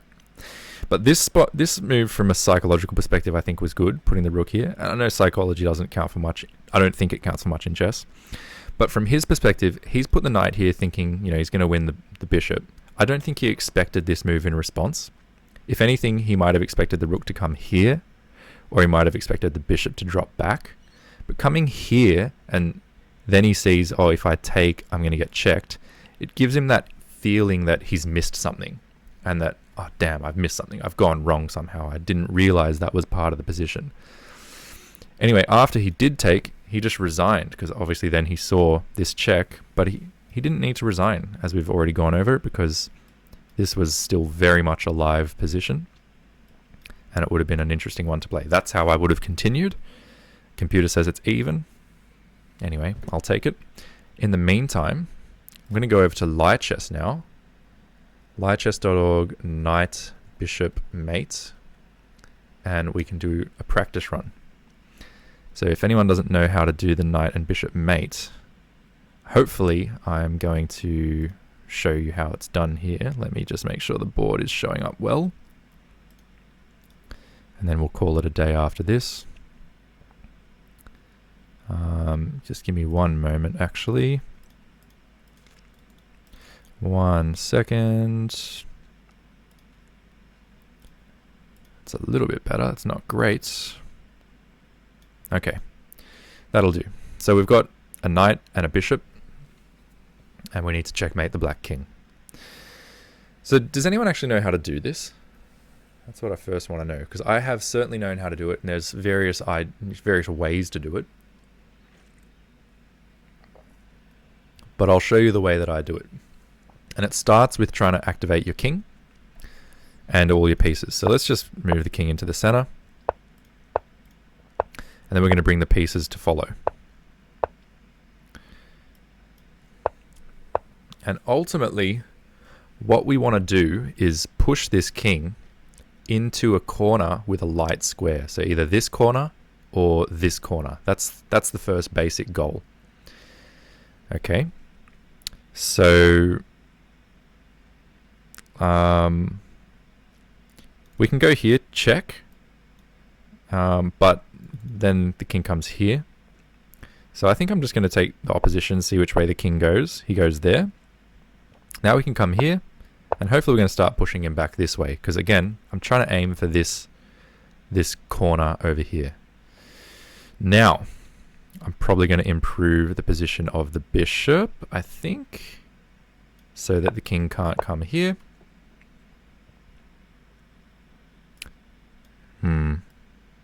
Bring my king back around. It is tricky. It's very, very tricky. but we're trying to push this king backwards, and I think eventually we'll get there. Might have to do a bit of toing and froing in the meantime. Okay, bishop defends the knight. So we're getting somewhere here. We're getting somewhere. And ultimately there's a particular position that you want to reach where you have a king, you have him on the back row somewhere. I'm just going to use this square as an example. His king is here, you want to be here with your king, and you want to have your knight here and your bishop here. Although that's obviously impossible, so we're going to have to do it on one of these ones. Knight here, bishop here. That's what we're going for. Or this would also be a good example. We could put the bishop here. Ultimately, we want the knight here, and we want our king here. So now we know roughly what we're aiming for. We want the knight to come here, and then ultimately there. So let's start with that move. And now I'd love to play this move, but I can't do it just yet because his king's there. So I'll put my bishop where I want it to start with. Now he's moved back. Now I'm going to put my king where I want it. And now he's put his king there. And we've reached this position. I think this is how I usually do it. But like I said, it's been a while, so I'm going to have to try and remember. And hopefully I haven't used too many moves already. Now, again, I want his king here. That's important. So I might just make a waiting move, because after this waiting move, he has to come here. And that's essentially the position that we want. Here, I come back.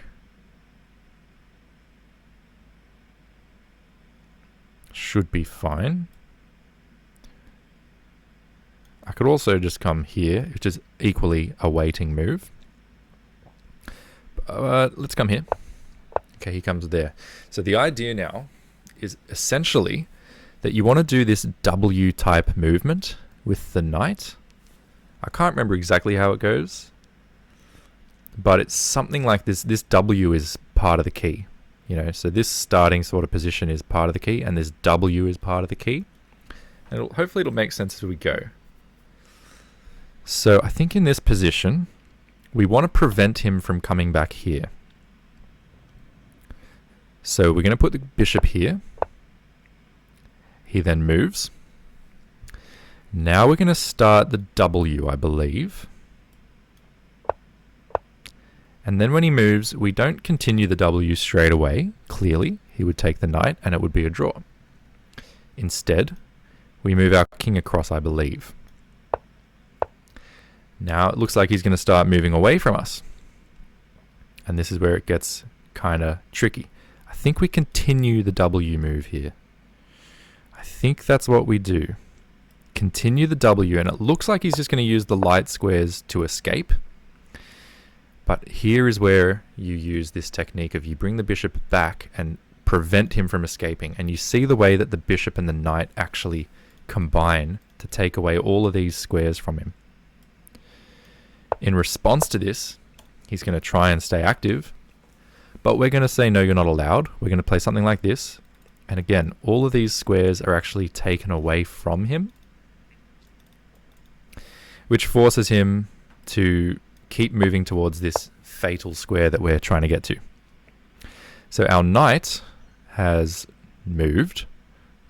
You know, it's done part of the W, but it needs to continue doing more of the W. But first, we're going to put the bishop here and take these light squares away.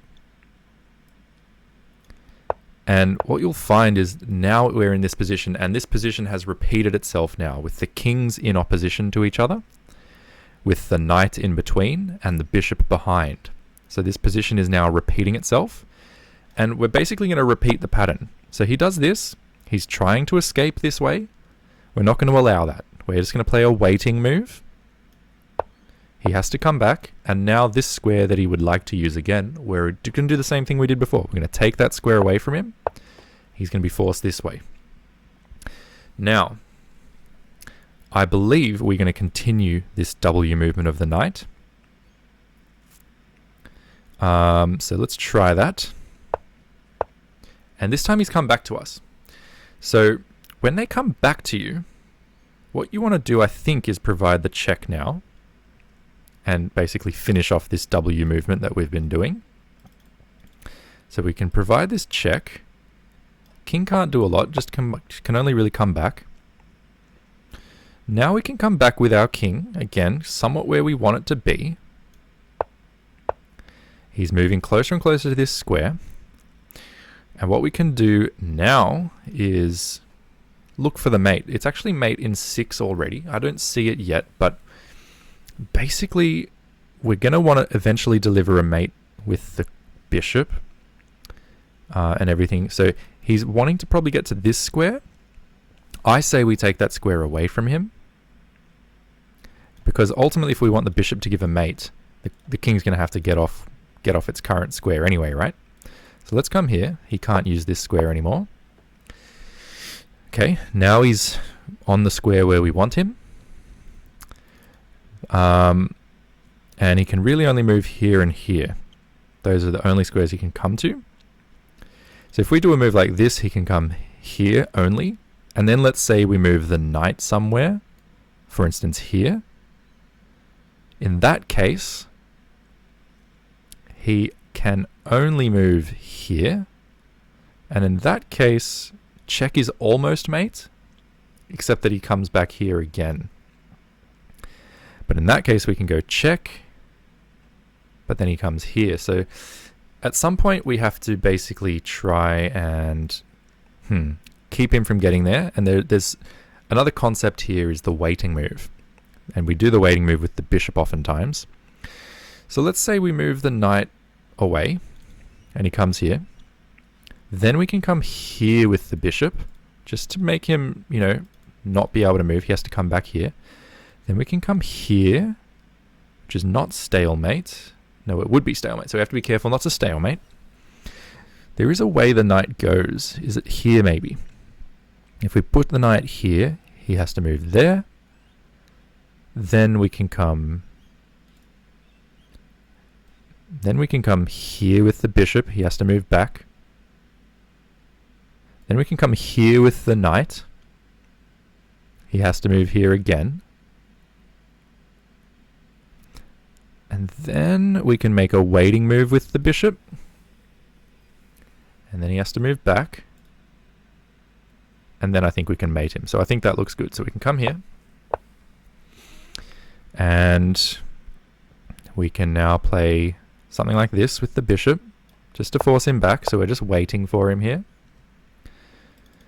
And now in this position, we can come here with the knight. I think we could also come here with the knight if we wanted to. Either way, he has to come there.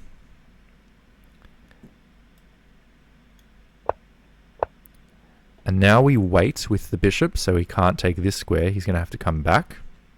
I think I did it wrong, actually. I should have gone up the other way. There is a way to do this, but it's very tricky, huh? I think it makes sense to make a waiting move with the bishop. Now we can go check. Check, he has to come here. And then check, he has to go back and then mate. So check, check, and checkmate. That was hard. So it's tricky, but that's one of the basic techniques of doing it. I can try and do it again one more time. A bit less explanation, but the same sort of thing. Trying to get the pieces together. This time we got a dark squared bishop, so we're going to have to get him over to one of these corners. So trying to push him back here as much as we can.